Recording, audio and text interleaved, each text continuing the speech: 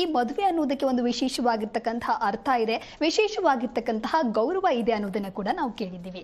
ಹೇಗೆ ಮದುವೆ ಅನ್ನೋದಕ್ಕೆ ಒಂದು ವಿಶೇಷವಾಗಿರ್ತಕ್ಕಂಥ ಅರ್ಥ ಮಹತ್ವ ಇದೆಯೋ ಅದೇ ರೀತಿಯಾಗಿ ಸಂತಾನ ಅನ್ನೋದು ಕೂಡ ಪೂರ್ವ ಜನ್ಮದ ಫಲ ಅಥವಾ ಪುಣ್ಯ ಕಾರ್ಯಗಳನ್ನ ಮಾಡಿದಾಗ ಸಂತಾನ ಪ್ರಾಪ್ತಿಯಾಗತ್ತೆ ಅನ್ನುವಂತಹ ಮಾತನ್ನ ನಾವು ಕೇಳಿದ್ವಿ. ಆದ್ರೆ ಇತ್ತೀಚಿನ ದಿನಗಳಲ್ಲಿ ಈ ಮದುವೆ ಹಾಗೆ ಸಂತಾನ ಇದ್ಯಾವುದಕ್ಕೂ ಕೂಡ ಒಂದು ರೀತಿ ಅರ್ಥನೇ ಇಲ್ಲದಂತೆ ಆಗಿದೆ. ಯಾಕೆ ಹೀಗೆ ಆಗ್ತಾ ಇದೆ ಅನ್ನೋದರ ಕುರಿತಂತೆ ನಮ್ಮ ಇವತ್ತಿನ ಕಾರ್ಯಕ್ರಮದಲ್ಲಿ ನಾವು ಮಾತನಾಡ್ತಾ ಹೋಗೋಣ. ಈ ಕುರಿತು ತಿಳಿಸಿಕೊಡಲು ಶ್ರೀ ಪುರುಷೋತ್ತಮ್ ದೇಶಿ ಗುರುಜಿ ನಮ್ಮ ಕಾರ್ಯಕ್ರಮದಲ್ಲಿದ್ದಾರೆ. ಬನ್ನಿ ಅವರನ್ನ ಕಾರ್ಯಕ್ರಮಕ್ಕೆ ವೆಲ್ಕಮ್ ಮಾಡೋಣ. ನಮಸ್ಕಾರ ಗುರುಜಿ, ಕಾರ್ಯಕ್ರಮಕ್ಕೆ ಸ್ವಾಗತ. ನಮಸ್ಕಾರ ಗುರುಜಿ, ನಾನು ಹೇಳ್ತಾ ಇದ್ದೆ ಈ ಮದುವೆ ಹಾಗೆ ಸಂತಾನ ಅನ್ನೋದು ಒಂದು ರೀತಿ ಆಡಂಬರ ಆಗಿ ಹೋಗಿದೆ, ಇದಕ್ಕೆ ಸರಿಯಾದಂತಹ ಅರ್ಥನೇ ಇಲ್ಲದಂತಾಗಿದೆ. ಯಾಕೆ ಹೀಗಾಗ್ತಾ ಇದೆ ಗುರುಗಳೇ? ಹರಿ ಓಂ ಶ್ರೀ ಗುರುಭ್ಯೋ ನಮಃ. ಈಗ ಇಲ್ಲಿ ಒಂದು ಯಕ್ಷ ಪ್ರಶ್ನೆ. ಏನು, ನಾವು ಸತ್ಯ ಅನ್ನೋದು ನಾವು ತುಂಬ ಅದಕ್ಕೆ ಗೌರವ ಕೊಡುವಂತ ಮಾತಾಡ್ತಕ್ಕಂಥ ಒಂದು ಪದ ಸತ್ಯ ಅಲ್ವಾ? ಹೌದು. ಸುಳ್ಳು ಅಂತಕ್ಕಂಥದ್ದಕ್ಕೆ ನಾವು ಹೇಳ್ಬೇಕಾಗಿಲ್ಲ, ಬೇಕಾದಷ್ಟು ಅರ್ಥಗಳು ಬರುತ್ತೆ. ಆದರೆ ಸತ್ಯ ಅಂತ ನಾವು ಹೇಳಬೇಕಾದ್ರೆ ಅದೊಂಥರ ಖುಷಿ ಕೊಡುತ್ತೆ, ಆರೋಗ್ಯ ಕೊಡುತ್ತೆ. ಇಲ್ಲಿ ಮದುವೆ ಮತ್ತು ಸಂತಾನ ಯಾವುದು, ಇದು ಎರಡರಲ್ಲಿ ಸತ್ಯ ಯಾವುದು, ಸುಳ್ಳು ಯಾವುದು? ಯಾವ ಸುಳ್ಳು ಹಂಗಾದ್ರೆ? ಮದುವೆನೂ ಸತ್ಯನೇ, ಸಂತಾನನೂ ಸತ್ಯನೇ ಅನ್ಕೊಂಡಿದೀವಿ, ಸತ್ಯ ಆಗಿಲ್ಲ. ಆಗಿದೆಯಮ್ಮ? ಇಲ್ಲ. ಮದುವೆನೂ ಫೇಲ್, ಸಂತಾನನೂ ಫೇಲ್. ಮತ್ತೆ ಹೇಗಿದು? ಇದಕ್ಕೆ ಮೂಲಾರ್ಥ ಏನಾಗಾದ್ರೆ? ಈ ರಹಸ್ಯಕ್ಕೆ ಕಾರಣಕರ್ತನಾಗಿರತಕ್ಕಂತಹ ಶ್ರೀಮನ್ನಾರಾಯಣನ ಪಾದ ಕಮಲಗಳಿಗೆ ಕೋಟಿ ಕೋಟಿ ನಮನಗಳನ್ನು ಅರ್ಪಣೆಯನ್ನು ಮಾಡಿ ಸತ್ಯನ ಸುಳ್ಳ ಅರ್ಥ ಆಗೋ ಥರ ಹೇಳ್ಬೇಕಂದ್ರೆ ಸತ್ಯನ ಸುಳ್ಳ ಅಂತಕ್ಕಂಥದ್ದಕ್ಕೆ ಒಂದು ಸಣ್ಣದಾಗಿ ವಿಚಾರ ಹೇಳಬೇಕಾಗತ್ತೆ, ಅರ್ಥ ಮಾಡ್ಸೋಕ್ಕೆ. ಅದು ಸ್ವಲ್ಪ ಒಂಥರ ಕೇಳೋದಕ್ಕೊಂದ್ಸಲ ಏನು ಈ ಥರ ಹೇಳ್ಬಿಟ್ರಲ್ಲಪ್ಪ ಗುರುಗಳು ಹಿಂಗೆ ಹೇಳ್ಬಿಡೋದ ಅಂತ ಅನ್ಕೋಬಹುದೇನೋ. ಆದರೆ ಸತ್ಯ ಅಂತ ಅರ್ಥ ಮಾಡಿಸ್ಬೇಕಾದ್ರೆ ನಾನು ಹೇಳಬೇಕಾಗತ್ತೆ. ನಿಮಗದು ಗೊತ್ತಿದ್ರೂ ಕೂಡ ಗೊತ್ತಿಲ್ಲ ಅಂತ ಬಿಟ್ಬಿಟ್ಟಿರ್ತೀರಾ. ಅದಕ್ಕೆ ನಮಗೆ ನಿಮಗೂ ವ್ಯತ್ಯಾಸ ಏನು ಅಂತಂದರೆ ಅದೆಲ್ಲ ಇಲ್ಲ ಬಿಡು, ಅದೆಲ್ಲ ಆಗಲ್ಲ ಬಿಡು ಅಂತ ಬಿಟ್ಬಿಟ್ಟಿರ್ತೀರ. ಅದಕ್ಕೆ ಅದು ಗೊತ್ತಾಗಲ್ಲ. ಈಗ ನಾನು ಅದೇ ಸತ್ಯ ಅಂತ ಹೇಳಿದಾಗ ಅಯ್ಯಯ್ಯೋ ಇದು ಒಂದು ಇದೆಯಾ ಅಂತ ಈಗ ಯೋಚನೆ ಮಾಡ್ತಿರೋ ಏನೋ. ಆದರೂ ಕೆಲವರು ಗೊತ್ತಿದ್ರು ಹೇಳಕ್ಕೆ ನಾಚಿಕೆ, ಗೊತ್ತಿರುತ್ತೆ ಹೇಳಕ್ಕೆ ನಾಚಿಕೆ ಆಗತ್ತೆ. ಸೊ ಹೇಳಿದ್ರು ಒಪ್ತಾರ ಅಂತ ಡೌಟ್ ಆಗತ್ತೆ. ಹಲವಾರು ರೀತಿ ಗೊಂದಲದಲ್ಲಿ ಸಿಕ್ಕಾಕೊಂಡಿರೋದಕ್ಕಿದು ಯಾವ್ದು ಸತ್ಯ ಅನ್ನೋದು ಸ್ವಲ್ಪ ಪ್ರಶ್ನೆ. ಅದಕ್ಕೊಂದು ಭಾಗ ಖಂಡಿತ ಕಟ್ ಮಾಡಬೇಕಾಗತ್ತೆ. ಎರಡನ್ನೂ ತೊಗೊಂಡು ಮಾತಾಡೋಕ್ಕಾಗಲ್ಲ, ಹೌದಲ್ಲಮ್ಮ? ಒಂದನ್ನು ಕಟ್ ತೊಗೊಂಡ ಕಟ್ ಮಾಡಬೇಕು. ಆ ಕಟ್ ಮಾಡೋ ವಿಷಯನೇ ಬೇರೆ ಜನಕ್ಕೆ ಬೇಜಾರಾಗತ್ತೆ. ಹಂಗಾದ್ರೆ ಅದಕ್ಕೆ ಮರ್ಯಾದೆ ಇಲ್ವಾ, ಇಲ್ಲಿವರೆಗೂ ಮಾಡ್ಕೊಂಬಿಟ್ಟಿದ್ದು ತಪ್ಪಾ ಅನ್ನೋ ವಾದ ವಿವಾದಗಳು ತುಂಬ ಆಗತ್ತೆ.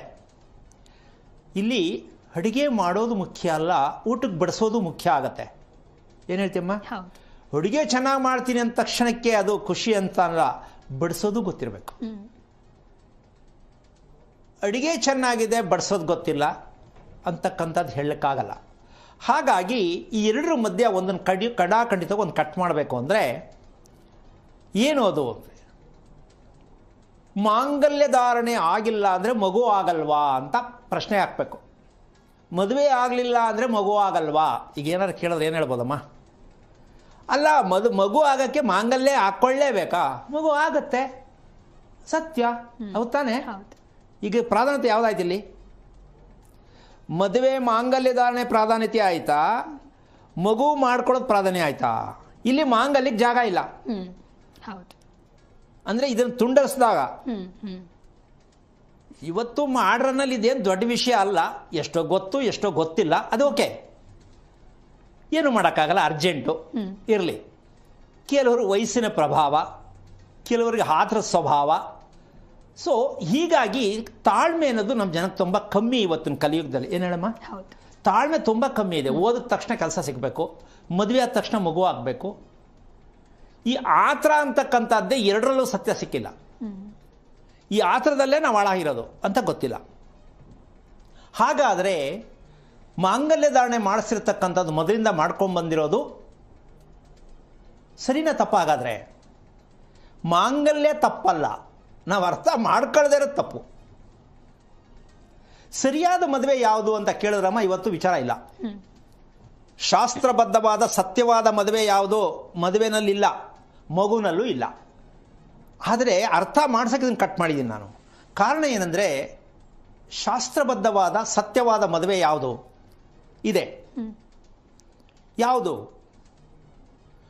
ಮದುವೆಯ ಮಂಟಪದಲ್ಲಿ ಹೆಣ್ಣು ಗಂಡು ಕನ್ನಡಿಯ ಮೂಲಕವ ಮುಖ ನೋಡ್ತಕ್ಕಂಥದ್ದೇ ಸತ್ಯವಾದ ಧರ್ಮಕ್ಕೆ ಹತ್ತಿರವಾದ ಮದುವೆ. ಅವರಿಬ್ಬರ ಮುಖ ದರ್ಶನ ಕನ್ನಡಿಯ ಮೂಲಕವಾಗಿ ನೋಡಬೇಕು, ನೇರ ನೇರ ಹುಡುಗ ಹುಡುಗಿ ನೋಡ್ಕೋಬಾರ್ದು. ಅದು ಎಲ್ಲಿ ನೋಡಬೇಕು? ಮದುವೆ ಮಂಟಪದಲ್ಲೇ ನೋಡಬೇಕು. ಅದಕ್ಕೆ ತೆರೆ ಹಿಡಿಯೋದು. ಈಗ ಮೊದಲೇ ತೆರೆ ಹಿಡ್ಕೊಂಡ್ಬಿಟ್ಟಿರ್ತಾರೆ ಅವರು. ಸಿನಿಮಾ, ಥಿಯೇಟ್ರು, ಪಾರ್ಕು ಎಲ್ಲ ಕಡೆ ರೌಂಡೆಲ್ಲ ಹಾಕಿ ಮಾತಾಡಿ ಕೂತಾಡಿ ಟಿಫನ್ ಮುಗಿಸಿ ಎಕ್ಸೆಟ್ರಾ ಎಕ್ಸೆಟ್ರಾ ಎಕ್ಸೆಟ್ರಾ. ಆ ಮದುವೆ ಯಾಕದು? ಅದಕ್ಕೆ ಶಾಸ್ತ್ರ ಏನಮ್ಮ.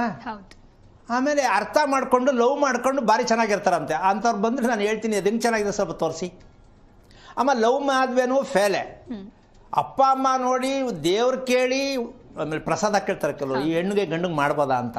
ಹೌದಾ? ಇದನ್ನು ಕೇಳಿಬಿಟ್ಟು ಮಾಡಿದ್ರು ಹಂಗೆ ಆಗೋದು. ಹಾಗಾದರೆ ದೇವರ ಹತ್ರ ಪ್ರಸಾದ ಕೇಳಿದ್ದು ಫೇಲೇ.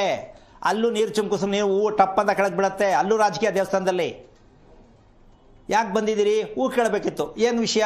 ಮಗಳ ಮದುವೆ ಸೆಟ್ ಆಗದೆ, ಸರಿನಾ ತಪ್ಪಂತ ಕೇಳಬೇಕಿತ್ತು. ಫಸ್ಟ್ ಅಪ್ಲಿಕೇಶನ್ ಹಾಕ್ಬಿಟ್ರಿ ಅವರು. ಆಯ್ತಾ? ಹೂ ಬೀಳಲೇಬೇಕು, ನೀರು ಹೊಡಿಬೇಕು, ಮೇಲಿಡಬೇಕು, ಆರತಿ ಮಾಡಿ ಟಪ್ ಅಂತ ಕೆಳಗೆ ಬಿಡುತ್ತೆ. ಸೊ ಪ್ರತಿಯೊಂದರಲ್ಲೂ ನಾವು ಸತ್ಯವನ್ನು ಹಾಳು ಮಾಡ್ತಾ ಇದ್ದೀವಿ. ಯಾಕೆ ಅಂದರೆ ನಮ್ಮ ಸ್ವಾರ್ಥ, ನಾನು ಅಂತಕ್ಕಂಥದ್ದು ಮುಂದೆ ಇಟ್ಕೊಂಡು ಈ ರೀತಿ ಮಾಡ್ತಾ ಇರ್ತಕ್ಕಂಥ ಲೆಕ್ಕಾಚಾರಕ್ಕೆ ಮಾಂಗಲ್ಯ ಧಾರಣೆಯಲ್ಲಿ ನಾವು ಮಾಡ್ತಿರ್ತಕ್ಕಂಥದ್ದು ಶಾಸ್ತ್ರವನ್ನು ಬಿಟ್ಟು ಮದುವೆಯನ್ನು ಮಾಡ್ಕೊಳ್ತಾ ಇರ್ತಕ್ಕಂಥದ್ದಕ್ಕೆ ಮದುವೆಯಲ್ಲಿ ಮಾಂಗಲ್ಯಕ್ಕೆ ಅರ್ಥ ಇಲ್ಲ. ಇಂದಿನ ಕಾಲದಲ್ಲಿ ಯಾವ ಕಾರಣಕ್ಕೂ ಹುಡುಗ ಹುಡುಗಿ ನೋಡಿ ಮದುವೆ ಮಾಡ್ತಿರ್ಲಿಲ್ಲ. ಅಪ್ಪ ಅಮ್ಮ ಹೋಗಿ ಸಂಬಂಧ ನೋಡ್ತಿದ್ರು, ಮದುವೆ ದಿನ ಹುಡುಗಿ ಕರ್ಕೊಂಡು ಹೋಗ್ತಿದ್ರು, ಹುಡುಗಿ ಹುಡುಗ ಮುಖನೇ ನೋಡ್ತಿರ್ಲಿಲ್ಲ. ಅದಕ್ಕೆ ಅಷ್ಟು ಚೆನ್ನಾಗಿತ್ತು ದಾಂಪತ್ಯ. ಇವತ್ತು ಟ್ರೈನಿಂಗ್ ತಗೊಂಡು ಮದುವೆ ಮಾಡ್ಕೋತಾರೆ. ಟ್ರೈನಿಂಗ್ ತಗೊಂಡು ಎಲ್ಲ ನೀವೇ ಅರ್ಥ ಮಾಡ್ಕೋಬೇಕು. ಯಾವ ಟ್ರೈನಿಂಗು ನಂಗೆ ಗೊತ್ತಿಲ್ಲ. ಟ್ರೈನಿಂಗ್ ತಗೊಂಡು ಮದುವೆ ಮಾಡ್ಕೋತಾರೆ. ಆಮೇಲೆ ಚೆನ್ನಾಗಿರ್ತೀನಿ ಅಂತ ಅನ್ಕೋತಾರೆ, ಅಪ್ರಾನೇ ಚೆನ್ನಾಗಿರಲ್ಲ. ಇದು ತುಂಬ ತಪ್ಪಾಗ್ತಾ ಇರೋದು. ಮಾಂಗಲ್ಯಕ್ಕೆ ಒಂದು ಕೆಟ್ಟ ಅಪಪ್ರಚಾರ ಬರ್ತಾ ಇದೆ. ನಾವು ತುಂಬ ದ್ರೋಹ ಮಾಡ್ತಾ ಇದ್ದೀವಿ. ಅದಕ್ಕೊಂದು ಚೌಲ್ಟ್ರಿ ಹಾಕಿ, ಪುರೋಹಿತರು ಕರೆಸಿ, ಮಂಗಳವಾದ್ಯ ಕರೆಸಿ, ಜನಗಳೆಲ್ಲ ಕರೆಸಿ, ಅಡುಗೆ ಮಾಡಿ ಊಟಕ್ಕೆ ಹಾಕಿಸಿ, ಇಷ್ಟೆಲ್ಲ ಮಾಡಿದ್ರು ಮದುವೆ ಶಕ್ತಿ ಇಲ್ಲ ಅಂದರೆ, ಮುಖ್ಯವಾಗಿ ಮದುವೆ ಅರ್ಥವೇ ಗೊತ್ತಿದೆ, ಇದೆಲ್ಲ ಮಾಡಿ ಏನು ಪ್ರಯೋಜನ? ಹಾಗೆ ಮಾಡಬಾರ್ದಾ? ನಿಜಕ್ಕೂ ಮಾಡಬಾರ್ದು ಅಂತ ನನ್ನ ಪ್ರಕಾರ ವೈಯಕ್ತಿಕವಾಗಿ ಹೇಳ್ತೀನಿ ನಾನು ಇದನ್ನು. ಯಾಕೆ ಅಂದರೆ, ಮದುವೆ ದಾಂಪತ್ಯಕ್ಕೆ ಹೆಣ್ಣು ಗಂಡಿಗೆ ಅಷ್ಟೇ ಪ್ರಾಧಾನ್ಯತೆ ಇರಬೇಕಲ್ಲಿ. ನಿಮ್ಮ ಆಡಂಬರಗಳಿಗೆ ಪ್ರಾಧಾನ್ಯತೆ ಕೊಟ್ಟಾಗ ಈ ರೀತಿ ಹುಚ್ಚುತನದ ಮದುವೆ ಆಗತ್ತೆ. ಮಾಂಗಲ್ಯಕ್ಕೂ ಬೆಲೆ ಇಲ್ಲ, ಮದುವೆಗೂ ಬೆಲೆ ಇಲ್ಲ, ದಾಂಪತ್ಯಕ್ಕೂ ಬೆಲೆ ಇಲ್ಲ, ಯಾರೂ ನಂಬೋದೂ ಇಲ್ಲ. ಆ ಮಟ್ಟಕ್ಕೆ ಮಾಡಿ ಇಟ್ಬಿಟ್ಟಿದ್ದೀವಿ. ಅದಕ್ಕೆ ಇವತ್ತು ಮದುವೆ ಅಂದರೆ ಯಾರು ಯಾವಾಗ ಯಾರಿಗೆ ಬೇಕು ಮದುವೆನೇ ಆಗಬೇಕಾ? ನಾನು ಹೇಳಿದ ಹತ್ತಲ್ಲ ಕೇಳ್ತಾರೆ, ಅದೇನು ಮದುವೆನೇ ಯಾಕೆ ಆಗಬೇಕು? ಎಷ್ಟೋ ಅಂದರೆ ಏನಕ್ಕೆ ಮದುವೆ ಇಲ್ಲದೆ ಇರೋಕ್ಕಾಗಲ್ವಾ? ಸೊ ಈ ರೀತಿ ಹಲವಾರು ರೀತಿಯಲ್ಲಿ ಒಂದು ಪ್ರಶ್ನೆಗೆ ಉತ್ತರ ಇವತ್ತು ಆದಷ್ಟು ಮಟ್ಟಕ್ಕೆ ಮುಂದೆ ಇಡೋಣ. ಇದಕ್ಕೆ ಎಲ್ಲಿ ಅರ್ಥ ಏನು ಆಗ್ತಾ ಇದೆ ಅಂತಕ್ಕಂಥ ವಿಚಾರ ನಿಮಗೆಲ್ಲ ಗೊತ್ತಾಗಬೇಕು ಅನ್ನೋದೇ ನಮ್ಮ ವಿಚಾರ. ಸರಿ ಗುರುಜಿ, ಈ ಕುರಿತಂತೆ ಮತ್ತಷ್ಟು ಮಾತನಾಡ್ತಾ ಹೋಗೋಣ. ಕಾಲರ್ ಒಬ್ರು ಇದ್ದಾರೆ, ಮಾತನಾಡ್ಬಿಡೋಣ. ಶಿವಮೊಗ್ಗದಿಂದ ಶಿಲ್ಪಾ ಅಂತ ಹೇಳಿ ಕರೆ ಮಾಡಿದ್ದಾರೆ. ನಮಸ್ಕಾರ ಶಿಲ್ಪಾ. ನಮಸ್ಕಾರ. ಯಾರ ಬಗ್ಗೆ ಕೇಳಬೇಕಾಗಿತ್ತು ಅವರ ನಕ್ಷತ್ರ ತಿಳಿಸಿ, ಗುರುಜಿ ಇದ್ದಾರೆ, ಮಾತನಾಡಿ. ನಮ್ಮ ಬಗ್ಗೆ ಹಲೋ ಹಲೋ, ಹರಿಗೋಮ್ ಗುರುಗಳೇ. ನಾರಾಯಣ ಹೇಳಿ, ಯಾವ್ದು ನಕ್ಷತ್ರ? ಪೂರ್ವಭಾದ್ರ ನಕ್ಷತ್ರ ಗುರುಗಳೇ. ಯಾರು ನಿಮ್ದೇನಾ? ನಮ್ದೇ ಗುರುಗಳೇ. ಎಷ್ಟು ವರ್ಷ ಆಯ್ತು ಮದುವೆ ಆಗಿ? 35 ವರ್ಷ ಆಯ್ತು ಗುರುಗಳೇ. ಯಾವ ವಾರ ಮದುವೆ ಆದ್ರಿ? ನಮ್ದು ಸೋಮವಾರ ಗುರುಗಳೇ. ನೀವು ಹುಟ್ಟಿದ್ದು? ನಾವು ಹುಟ್ಟಿದ್ದು ಭಾನುವಾರ ಗುರುಗಳೇ. ಓಕೆ. ಮಕ್ಕಳು ಎಷ್ಟು ಜನ ಇದ್ದಾರೆ? 3 ಜನ ಗುರುಗಳೇ. ನಿಮ್ಮ ಯಜಮಾನ್ರು ಏನು ಕೆಲಸ ಮಾಡೋದು? ಬೆಳ್ಳಿ ಬಂಗಾರ ಕೆಲಸ ಮಾಡ್ತಾರೆ ಗುರುಗಳೇ. ಓ, ಹಂಗಾರೆ ಯಾವಾಗಲೂ ಶ್ರೀಮಂತರೇ ನೀವು? ನಿಮ್ಮ ಆಶೀರ್ವಾದ ಗುರುಗಳೇ. ಅದು ನಮ್ಮ ಆಶೀರ್ವಾದಕ್ಕೆ ಶ್ರೀಮಂತಿ ಅಲ್ಲ, ನೀವು ಶ್ರೀಮಂತರಾಗಿದ್ದೀರಾ ಅಂತ ಕೇಳೋದು. ನಾನು ಹೇಳೋದು ಶ್ರೀಮಂತರಲ್ಲ. ಆಗಿದೆ ಗುರುಗಳೇ. ವೆರಿ ಗುಡ್, ತುಂಬ ಸಂತೋಷ. ನಿಜಕ್ಕೂ ಕಣಮ್ಮ, ಮೊದಲನೇ ಕರೆಗೂ ತುಂಬ ಖುಷಿ ಆಗ್ತಾ ಇದೆ. ಶ್ರೀಮಂತಿಗೆ ಅಂತ ಒಪ್ಕೊಂಡ್ಬಿಟ್ರಲ್ಲ, ಅದು ನನ್ನ ಖುಷಿ. ಇಲ್ಲ ಗುರುಗಳೇ, ಶ್ರೀಮಂತಿಕೆ ಇದೆ. ಯಾವ್ದ್ರಲ್ಲಿ? ದುಡ್ಡಲ್ಲ, ಗಂಡ ಹೆಂಡತಿ ಖುಷಿ ಇಲ್ಲ, ಆರೋಗ್ಯದಲ್ಲ, ಯಾವ್ದ್ರಲ್ಲಿ? ಅಂದ್ರೆ ಗಂಡ ಹೆಂಡತಿಯಲ್ಲಿ ನೆಮ್ಮದಿ ಇದೆ ಗುರುಗಳೇ. ಅದೇ ಐಶ್ವರ್ಯ ನಮಗೆ, ಗಂಡ ಹೆಂಡತಿಯಲ್ಲೇ. ತುಂಬಾ ಸಂತೋಷ. ಈಗ ನಿಮ್ಮ ಪ್ರಶ್ನೆ ಏನು ಉತ್ತರ? ಗುರುಗಳೇ, ನಾವು ಮನೆ ಕಟ್ಟಿದೀವಿ. ಓಕೆ. 27 ಉದ್ದ ಅಗಲ ಇದೆ ಗುರುಗಳೇ. 47 ಉದ್ದ ಇದೆ ಗುರುಗಳೇ. ಈ ದಿಕ್ಕು ಬಿಟ್ಬಿಟ್ಟು ಉದ್ದ ಅಗಲ ಆದ್ರೆ ನಾನು ಹೆಂಗ್ ತಗೊಳ್ಳಿ? ಯಾವುದು ಉತ್ತರ ದಿಕ್ಕು? ದಕ್ಷಿಣ ಉತ್ತರ ದಕ್ಷಿಣದ ಗುರುಗಳೇ. ಉತ್ತರ ದಕ್ಷಿಣ 47. 47ವರೆ. ಪೂರ್ವ ಪಶ್ಚಿಮ? ಪೂರ್ವ ಪಶ್ಚಿಮ 27ವರೆ. ಓಕೆ. ಓಕೆ, ಎಷ್ಟು ವರ್ಷ ಆಯ್ತು ಮನೆ ಕಟ್ಟಿ? ಈಗ 1 ವರ್ಷ 6 ತಿಂಗಳಾಯ್ತು ಗುರುಗಳೇ. ಸೈಟ್ ಯಾರ ಹೆಸರಲ್ಲಿದೆ? ಸೈಟು ನಮ್ಮ ಮನೆ ಹೆಸರಿಗೆ ಇದೆ ಗುರುಗಳೇ. ಓಕೆ. ನಿಮ್ಮ ಯಜಮಾನರ ನಕ್ಷತ್ರ ಗೊತ್ತಾ? ಹ್ಞೂ ಗುರುಗಳೇ, ಧನಿಷ್ಠ ನಕ್ಷತ್ರ, ಕುಂಭ ರಾಶಿ ಗುರುಗಳೇ. ಓಕೆ. ಸೈಟು ನೀವೇ ತಗೊಂಡಿದ್ದ ಅಥವಾ ಹಿಂದೆಯಿಂದ ಇತ್ತ ಸೈಟು? ಇಲ್ಲ ಗುರುಗಳೇ, ತಗೊಂಡಿದ್ದು. ರಸ್ತೆ ಯಾವುದು? ಪೂರ್ವನ, ಉತ್ತರನ, ದಕ್ಷಿಣ? ಪೂರ್ವ. ಬಾಗಿಲು ಪೂರ್ವಕ್ಕೆ ಇಟ್ಟಿದ್ದೀರಾ? ಇಲ್ಲ ಗುರುಗಳೇ, ಉತ್ತರಕ್ಕೆ ಇಟ್ಟಿದ್ದೀವಿ. ಕಾರಣ ರೋಡು ಅಂದ್ರೆ ರೋಡ್ ಪೂರ್ವ ಪಶ್ಚಿಮ ಗುರುಗಳೇ. ಉತ್ತರ ದಕ್ಷಿಣದ್ದು ಸೈಟ್ ಗುರುಗಳೇ ಅದು. ಆದ್ರೂ 2 ರಸ್ತೆ ಆಯ್ತಲ್ವ ಹಾಗಾದ್ರೆ? ಇಲ್ಲ ಗುರುಗಳ, ಆ ಕಡೆ ಲೈನಲ್ಲಿ ಮನೆ ಇದೆ. ಉತ್ತರ ದಕ್ಷಿಣದ ಮುಂಭಾಗ ಇರ್ತಕ್ಕಂಥದ್ದು, ಪೂರ್ವ ಪಶ್ಚಿಮ ಉತ್ತರದಲ್ಲಿ ಇರ್ತಕ್ಕಂಥದ್ದು. ಹ್ಞೂ ಗುರುಗಳ. ಓಕೆ. ನಿಮ್ಮ ಮನೆ ಪೂರ್ವಕ್ಕೆ ಜಾಗ ಖಾಲಿ ಇದೆಯಾ? ಬೇರೆ ಮನೆ ಇದೆಯಾ? ಖಾಲಿ ಇದೆ ಗುರುಗಳು. ನಿಮ್ದ ಜಾಗ ಬೇರೆಯವ್ರದಾ? ಇಲ್ಲ ಗುರುಗಳೇ, ನಮ್ದು ಅದು 100 ಅಡಿ ಉದ್ದ ಇತ್ತು ಗುರುಗಳೇ. ಈಗ ಅದು ಮುಂದ್ಗಡೆ ಒಂದ್ ಸ್ವಲ್ಪ ಪ್ಯಾಸೇಜ್ ಮುಂದೆ 40 ಅಡಿ ಬಿಟ್ಟು ಈ ತರ ಮಾಡ್ಕೊಂಡಿದ್ದೆ ಗುರುಗಳು. ಇದು ನೀವೇನೇ ಮಾಡ್ಕೊಂಡಿದ್ದು? ಯಾರೋ ಹೇಳ್ಕೊಟ್ರಾ? ಇಂಜಿನಿಯರ್ ಪ್ಲಾನ ಹೇಗೆ? ಇಂಜಿನಿಯರ್ ಪ್ಲಾನಿಂಗ್ ಗುರುಗಳೇ. ಓಕೆ. ಸೊ ಈಗ ನಿಮಗೆ ಆ ಮನೆ ಕಟ್ಟೋದಕ್ಕಿಂತ ಮುಂಚಿತವಾಗಿರ್ತಕ್ಕಂತಹ, ಕಟ್ಟೋಕ್ಕೆ ಮುಂಚೆ, ಮನೆ ಪ್ರಾರಂಭ ಅಂತಕ್ಕಂಥ ಮಾಡೋದಕ್ಕಿಂತ ಮುಂಚೆ, ಮನೆಯೆಲ್ಲ ಆಗಿ ಗೃಹ ಪ್ರವೇಶಕ್ಕೆ ಪ್ರವೇಶ ಆದ ಮೇಲೆ ಒಂದು ಪರ್ಸೆಂಟೇಜ್? ಪ್ರವೇಶ ಆಗಿಲ್ಲ ಗುರುಗಳೇ. ಗೃಹಪ್ರವೇಶ ಆಗಿಲ್ಲ. ಯಾವಾಗ ಗೃಹಪ್ರವೇಶ ಮಾಡಬೇಕು ಅಂತಿದ್ದೀರಾ? ಈಗ ಮೇ ತಿಂಗಳಲ್ಲಿ ಮಾಡ್ಬೇಕಂತ ಗುರುಗಳು. ಯಾವಾಗ ಶುರುವಾಗಿದ್ದು ಮನೆ? ಯಾವಾಗ ಎಂಡ್ ಆಯ್ತು? ಈಗ 1 ವರ್ಷ 7 ತಿಂಗಳಿಗೆ ರೆಡಿ ಆಗಿದೆ ಗುರುಗಳೇ. ಓಕೆ. ಮಧ್ಯಾಹ್ನ ಬ್ರೇಕ್ ಆಗಿರಲಿಲ್ವಾ? ಇಲ್ಲ ಗುರುಗಳೇ. ಓಕೆ, ಸಂತೋಷ. ಈಗ ನಿಮ್ಮ ಪ್ರಶ್ನೆ ಯಾವುದು ಅಂತ ಗೊತ್ತಾಗಲ್ಲ ನನಗೆ. ಏನು ಪ್ರಶ್ನೆ? ಅದೇ ಗುರುಗಳೇ, ಈಗ ಮಗನ ಮದ್ವೆ ಇದೆ ಗುರುಗಳೇ. ಈಗ ಫೆಬ್ರವರಿ 4-5ಕ್ಕೆ ಫಿಕ್ಸ್ ಮಾಡಿದ್ದೀರಾ? ಫಿಕ್ಸ್ ಆಗಿದೆ ಗುರುಗಳೇ. ಅದೇ ನಿಮ್ಮ ಹತ್ರ ಕೇಳೋಣ ಅಂತ ಫೋನ್ ಮಾಡಿದೆ ಗುರು. ಅಲ್ಲ, ಈಗ ಯಾವುದು ಗೃಹ ಪ್ರವೇಶ ಮಾಡೋದಾ ಮದುವೆ ಮಾಡೋದಾ? ಮದ್ವೆನೇ ಫಸ್ಟ್ ಇಟ್ಕೊಂಡಿದ್ದೇನೆ ಗುರುಗಳೇ ನಾನು. ಅದೇನದು ಅರ್ಜೆಂಟಾ ಮದುವೆ? ಹ್ಞೂ ಗುರುಗಳೇ, ಅಂದ್ರೆ ಅದೇ ಅವನಿಗೆ ಈಗ 1 ವರ್ಷ ಆಯ್ತು ಗುರುಗಳೇ ಅದು ಫಿಕ್ಸ್ ಆಗಿ. ಹಂಗಾಗಿ ಮತ್ತೆ ಅವ್ರ ಹುಡುಗಿ ಮನೆಯವರು ಈಗ ಫೆಬ್ರವರಿಗೆ ಅವರು ಇದು ಆಗಿದ್ದಾರೆ ಗುರುಗಳೇ ಮಾಡ್ಕೊಡ್ಲಿಕ್ಕೆ. ಅದು ಡೇಟ್ ಫಿಕ್ಸ್ ಆಗೋಗಿದೆ? ಹ್ಞೂ ಗುರುಗಳಾಗಿ. ಪ್ರವೇಶ ಫಿಕ್ಸ್ ಆಗಿಲ್ಲ? ಇಲ್ಲ ಗುರುಗಳಾಗಿಲ್ಲ. ಮತ್ತೆ ಏನು ತೀರ್ಮಾನ ಮಾಡಿದ್ರಿ? ಈಗ ಮದುವೆ ಮಾಡಿಕೊಂಡು ಈ ಮದುವೆ ಮನೆಗೆ ಪ್ರಾಧಾನ್ಯತೆ ಕೊಡ್ತೀರಾ, ಮದುವೆ ಪ್ರಾಧಾನ್ಯತೆ ಕೊಡ್ತೀರಾ? ಸ್ವಂತ ಮನೆ ಇದೆ ಗುರುಗಳು, ಇನ್ನೊಂದು ಇದೆ ನಮ್ದು. ಅಲ್ಲ, ಇಲ್ಲಿ ಕಟ್ಸದ್ಮೇಲೆ ಏನೀಗ ಮುಂದಕ್ಕೆ ಏನದು ಬಾಗಲಾಗ್ತೀರಾ? ಇಲ್ಲ ಗುರುಗಳು, ಅದಕ್ಕೂ ಗೃಹ ಪ್ರವೇಶ ಅದೇ ಹೆಂಗ್ ಮಾಡ್ಬೇಕಂತ ಗೊತ್ತಾಗ್ತಿಲ್ಲ ನಮಗೆ ಗುರುಗಳೇ. ಎರಡೂ ತಂದು ಬಾಗಿಲು ನಿಲ್ಲಿಸ್ಬಿಟ್ಟು ಈ ಮದುವೆ ಮಾಡ್ಬೋದಾ ನೋಡಿ ಅಂದ್ರೆ ನಾನು ಏನು ಹೇಳಿ? ಅದೇ ಗುರುಗಳೇ, ಗೃಹ ಪ್ರವೇಶ ಅಂದ್ರೆ ಮೇ ತಿಂಗಳಲ್ಲಿ ಮಾಡೋಣ ಅಂತ ನಾವು ಫಿಕ್ಸ್ ಮಾಡಿದ್ವಿ ಸರ್ ಗುರುಗಳೇ. ಈಗ ಇದಕ್ಕೆಲ್ಲ ನೀವು ಡೇಟು, ಮದುವೆ ಡೇಟ್ ತೆಗ್ಸಕ್ಕೆ ಹೋದಾಗ ಪುರೋಹಿತರ ಹತ್ರ ಕೇಳಿಲ್ವಾ? ಮನೆ ರೆಡಿ ಇದೆ, ಮದುವೆ ಮಾಡಬೇಕು ಅಂತಿದ್ದೀವಿ, ಯಾವ್ದು ಮಾಡೋದು ಅಂತ ಕೇಳಿಲ್ವಾ ನೀವು? ಹೇಳಿದ್ವಿ ಗುರುಗಳೇ. ಫೆಬ್ರವರಿಯಲ್ಲಿ ಮದುವೆ ಮಾಡ್ಕೊಡ್ರಿ ಅಂತ ಹೇಳಿದ್ರು ಗುರುಗಳು ಅವರು. ಫೆಬ್ರವರಿ ಮದುವೆ ಮಾಡ್ಕೊಂಡು ಆಮೇಲೆ ಅದೇ ಮೇ ತಿಂಗಳ ಮೇಲೆ ಬೇಕಾದ್ರೆ ಗೃಹ ಪ್ರವೇಶ ಮಾಡ್ಕೊಡ್ರಿ ಅಂತ ಹೇಳಿದ್ರು ಗುರುಗಳೇ. ಓ, ಯುಗಾದಿ ಹಬ್ಬ ಆದ್ಮೇಲೆ ಆ ಕಡೆಗೆ ಈ ಕಡೆ ಚೇಂಜ್ ಆಗುತ್ತೆ ಅಂತ? ಹ್ಞೂ ಗುರುಗಳೇ. ಓಕೆ. ಆದ್ರೂ ಅದು ಅಂದ್ರೆ ಗುರುಗಳೇ, ಅಲ್ಲ ಗುರುಗಳೇ, ಈಗ ಅದು ಮದ್ವೆ ಅಂತ ಅಂದ್ರೆ ಗುರುಗಳೇ, ಈಗ ಅವ್ರು ಫಿಕ್ಸ್ ಮಾಡ್ಬಿಟ್ಟಿದಾರ. ಇವಾಗ ನಮ್ದು ಸ್ವಲ್ಪ ಕೆಲಸ ಅಂದ್ರೆ ವಾಲ್ ರೂಫ್ ಎಲ್ಲ ಮಾಡ್ತಾ ಇದಾರೆ ಗುರುಗಳೇ, ಒಂದ್ ಸ್ವಲ್ಪ ಪ್ಲೈವುಡ್ ವರ್ಕ್ ಎಲ್ಲ ಮಾಡ್ತಾ ಇದಾರೆ. ಹಂಗಾಗಿ ನಾವು ಗೃಹ ಪ್ರವೇಶ ಮುಂದೆ ಹಾಕಿದ್ವಿ ಗುರುಗಳೇ, ಅದಷ್ಟೇ. ಓಕೆ. ಆದ್ರೂ ಒಂದಂತೂ ತಿಳ್ಕೋಬೇಕು, ನೀವು ವಿಷಯ ನೀವು ಕೇಳಿದಿರಾ, ಅದಕ್ಕೆ ಉತ್ತರ ಕೊಡ್ತೀನಿ, ಆತಂಕ ಬೇಡ. ಈಗ ನೋಡಿ, ಒಂದು ವಿಘ್ನ ಅಂತ ಹೇಳ್ಬೋದು. ಏನು? ಉತ್ತರ ದಕ್ಷಿಣ ಜಾಸ್ತಿ ಮನೆಯನ್ನು ಕಟ್ಟಿದಾಗ ಆ ಗೃಹ ಪ್ರವೇಶ ಮಾಡುವಂಥ ಸಮಯದಲ್ಲಿ ನಿಮ್ಮ ಮನೆಯಲ್ಲೇ ವಿಘ್ನ ಅಂದರೆ ಇದ ಹೌದಾ? ನೀವು ಇಲ್ಲೇ ತಿಳ್ಕೋಬೇಕು ಮನೆ ಹೆಂಗೆ ಬ್ರೇಕ್ ಆಗಿದೆ ಫಸ್ಟೇ ಅಂತ. ಇದು ಎಂಥ ಅದ್ಭುತವಾದ ಪವಾಡ ಅಂದರೆ, ಇಡೀ ಭಾರತ ದೇಶದಲ್ಲಿ ಆಗಲಿ ಕರ್ನಾಟಕದಲ್ಲೇ ಆಗಲಿ ಮದುವೆ ಮಾಡೋರು, ಮನೆ ಕಟ್ಟೋರು ದಯವಿಟ್ಟು ಈ ಸತ್ಯ ಅರ್ಥ ಮಾಡ್ಕೋಬೇಕು. ನಿಮ್ಮ ಮನೆ ನಿಮ್ಮದೇ ಮನೆ, ಮದುವೆ ನಿಮ್ಮದೇ ಮಕ್ಕಳದು. ಆದರೆ ಎರಡೂ ಬೇಕು, ಆಗಲ್ಲ. ಇದಕ್ಕೆ ಕಿತ್ತೋದು ಪುರೋಹಿತರುಗಳು. ಈ ಭಾಷೆ ಯಾಕೆ ಬಳಸ್ತಾ ಇದ್ದೀನಿ, ಅವನು ಹೇಳೋದ್ನೋ ಇದನ್ನು ಮನೆ ಹಾಳು ಮಾಡೋ ಶಾಸ್ತ್ರ ಅಂದ್ರೆ ಇದೇನೆ. ಇಂಥ ಕಂತ್ರಿಗಳು ನಮ್ಮ ದೇಶ ತುಂಬ ತುಂಬೋಗಿದ್ದಾರೆ. ಯುಗಾದಿ ಹಬ್ಬ ಆದ ತಕ್ಷಣ ಬೇರೆ ಅಂತೆ, ಎದುರುಗಡೆ ಬಂದರೆ ನಿಜವಾಗ್ಲೂ ಅವ್ರಿಗೆ ಏನು ಮಾಡಬೇಕು ಅಂತ ಅರ್ಥ ಆಗಲ್ಲ. ಜನಗಳನ್ನ ಹಾಳು ಮಾಡಬೇಡ್ರಿ, ಗೊತ್ತಿರೇ ಸರಿಯಾಗಿ ಹೇಳಿ, ಇಲ್ಲ ನಮಗೆ ಗೊತ್ತಿಲ್ಲ ಅಂತ ಹೇಳಿ. 1 ವರ್ಷದಲ್ಲಿ 2 ಚಪ್ರ ಹಾಕಿದ್ರೆ ಮನೆ ಉಳಿಯುತ್ತಾ? ಈಗ ಇದನ್ನು ಹೇಳಿದ್ರೆ ಬೇಜಾರಾಗತ್ತೆ. 1 ವರ್ಷದಲ್ಲಿ 2 ಚಪ್ರ ಹಾಕಿದ್ರೆ 1 ಫೇಲ್. ಯಾವುದು ಹೋಗ್ಬೇಕಿಲ್ಲಿ? ಮನೆ ಹೋಗ್ಬೇಕಾ, ಗಂಡು ಹೆಣ್ಣು ಹೋಗ್ಬೇಕಾ? ಇದನ್ನು ಯಾವನು ಹೇಳ್ದ ಅಂತ ಯಾಕೆ ಹೇಳ್ತೀನಿ, ಅವನು ಕರ್ಕೊಂಬಂದು ರಸ್ತೆಯಲ್ಲಿ ನಿಲ್ಲಿಸಿ ಕಟ್ಟಿ ಕೇಳಬೇಕು. ನಿನಗೆ ಯಾವ ಆಧಾರದಲ್ಲಿ ಮಾತು ಹೇಳಿದೆ, ನಿನಗೆ ಎಷ್ಟು ಸತ್ಯ ಗೊತ್ತಿದೆ, ಇದು ಯಾವದಲ್ಲಿದೆ, ಯಾವ ವೇದದಲ್ಲಿದೆ, ಇಂಥ ಕಿತ್ತೋದ ವಿಚಾರಗಳನ್ನ ಯಾರು ಹೇಳಬಾರ್ದು ಅಂತ ಕಂಬ ಕಟ್ಟಬೇಕಿಂತವ್ರಿಗೆ. ಈ ಮಾತನ್ನ ನಾನು ಹೇಳಬಾರ್ದು. ಅನ್ಯಾಯ ಮಾಡಬೇಡ್ರಿ, ಜನಗಳನ್ನ ಹಾಳು ಮಾಡಬೇಡ್ರಿ, ಬೆಂಕಿ ಹಾಕಬೇಡಿ ದೇಶಕ್ಕೆ. ನಿಮ್ಮ ಇಷ್ಟದಂಗೆ ಮದುವೆಗಳು ಮಾಡ್ರಿ ಅಂತ ಹೇಳ್ತೀರಾ, ನಿಮ್ಮ ಇಷ್ಟದಂಗೆ ತಿಥಿ ಮಾಡಿ ಅಂತ ಹೇಳ್ತೀರಾ. ಏನು ಅರ್ಥ ಇದೆ ಇದರಲ್ಲಿ? ಗುಂಡಿಗೆ ಇಲ್ವಾ ನಿಮ್ಗಳಿಗೆ? ವಿದ್ಯೆ ಇಲ್ವಾ? ತಾಕತ್ತಿಲ್ವಾ? ವಿದ್ಯೆ ಕಲಿಯೋಕ್ಕೆ ಗೊತ್ತಿಲ್ವಾ? ಹಣ ಮಾಡೋದೊಂದೇ ದಂಧೆನಾ? ಯಾರು ಏನು ಬೇಜಾರು ಮಾಡಿಕೊಂಡ್ರು ಪರವಾಗಿಲ್ಲ. ಜನಗಳು ಬೇಸತ್ತು ಬಂದಿರ್ತಾರೆ, ಕಷ್ಟದಲ್ಲಿ ಬಂದಿರ್ತಾರೆ. ಕೊಡೋ ತೀರ್ಮಾನಗಳು ಎಷ್ಟು ಮಟ್ಟಿಗಿದೆ ಇದು?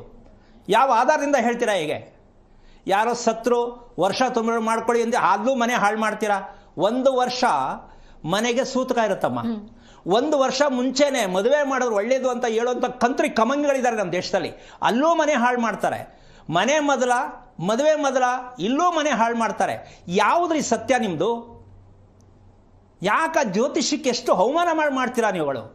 ಹಣ ಮಾಡಬೇಕು ಅಂದರೆ ಚುರುಮುರಿ ಮಾರ್ಬೋದು, ಹೋಗಿ ಪಾನಿಪುರಿ ಮಾರ್ಬೋದು. ಇಷ್ಟು ಅನ್ಯಾಯದ ಶಾಸ್ತ್ರ ಹೇಳಿ ಹಣಗಳ ಜನಗಳ ಹತ್ರ ದುಡ್ಡು ವಸೂಲಿ ಮಾಡಬಾರ್ದು.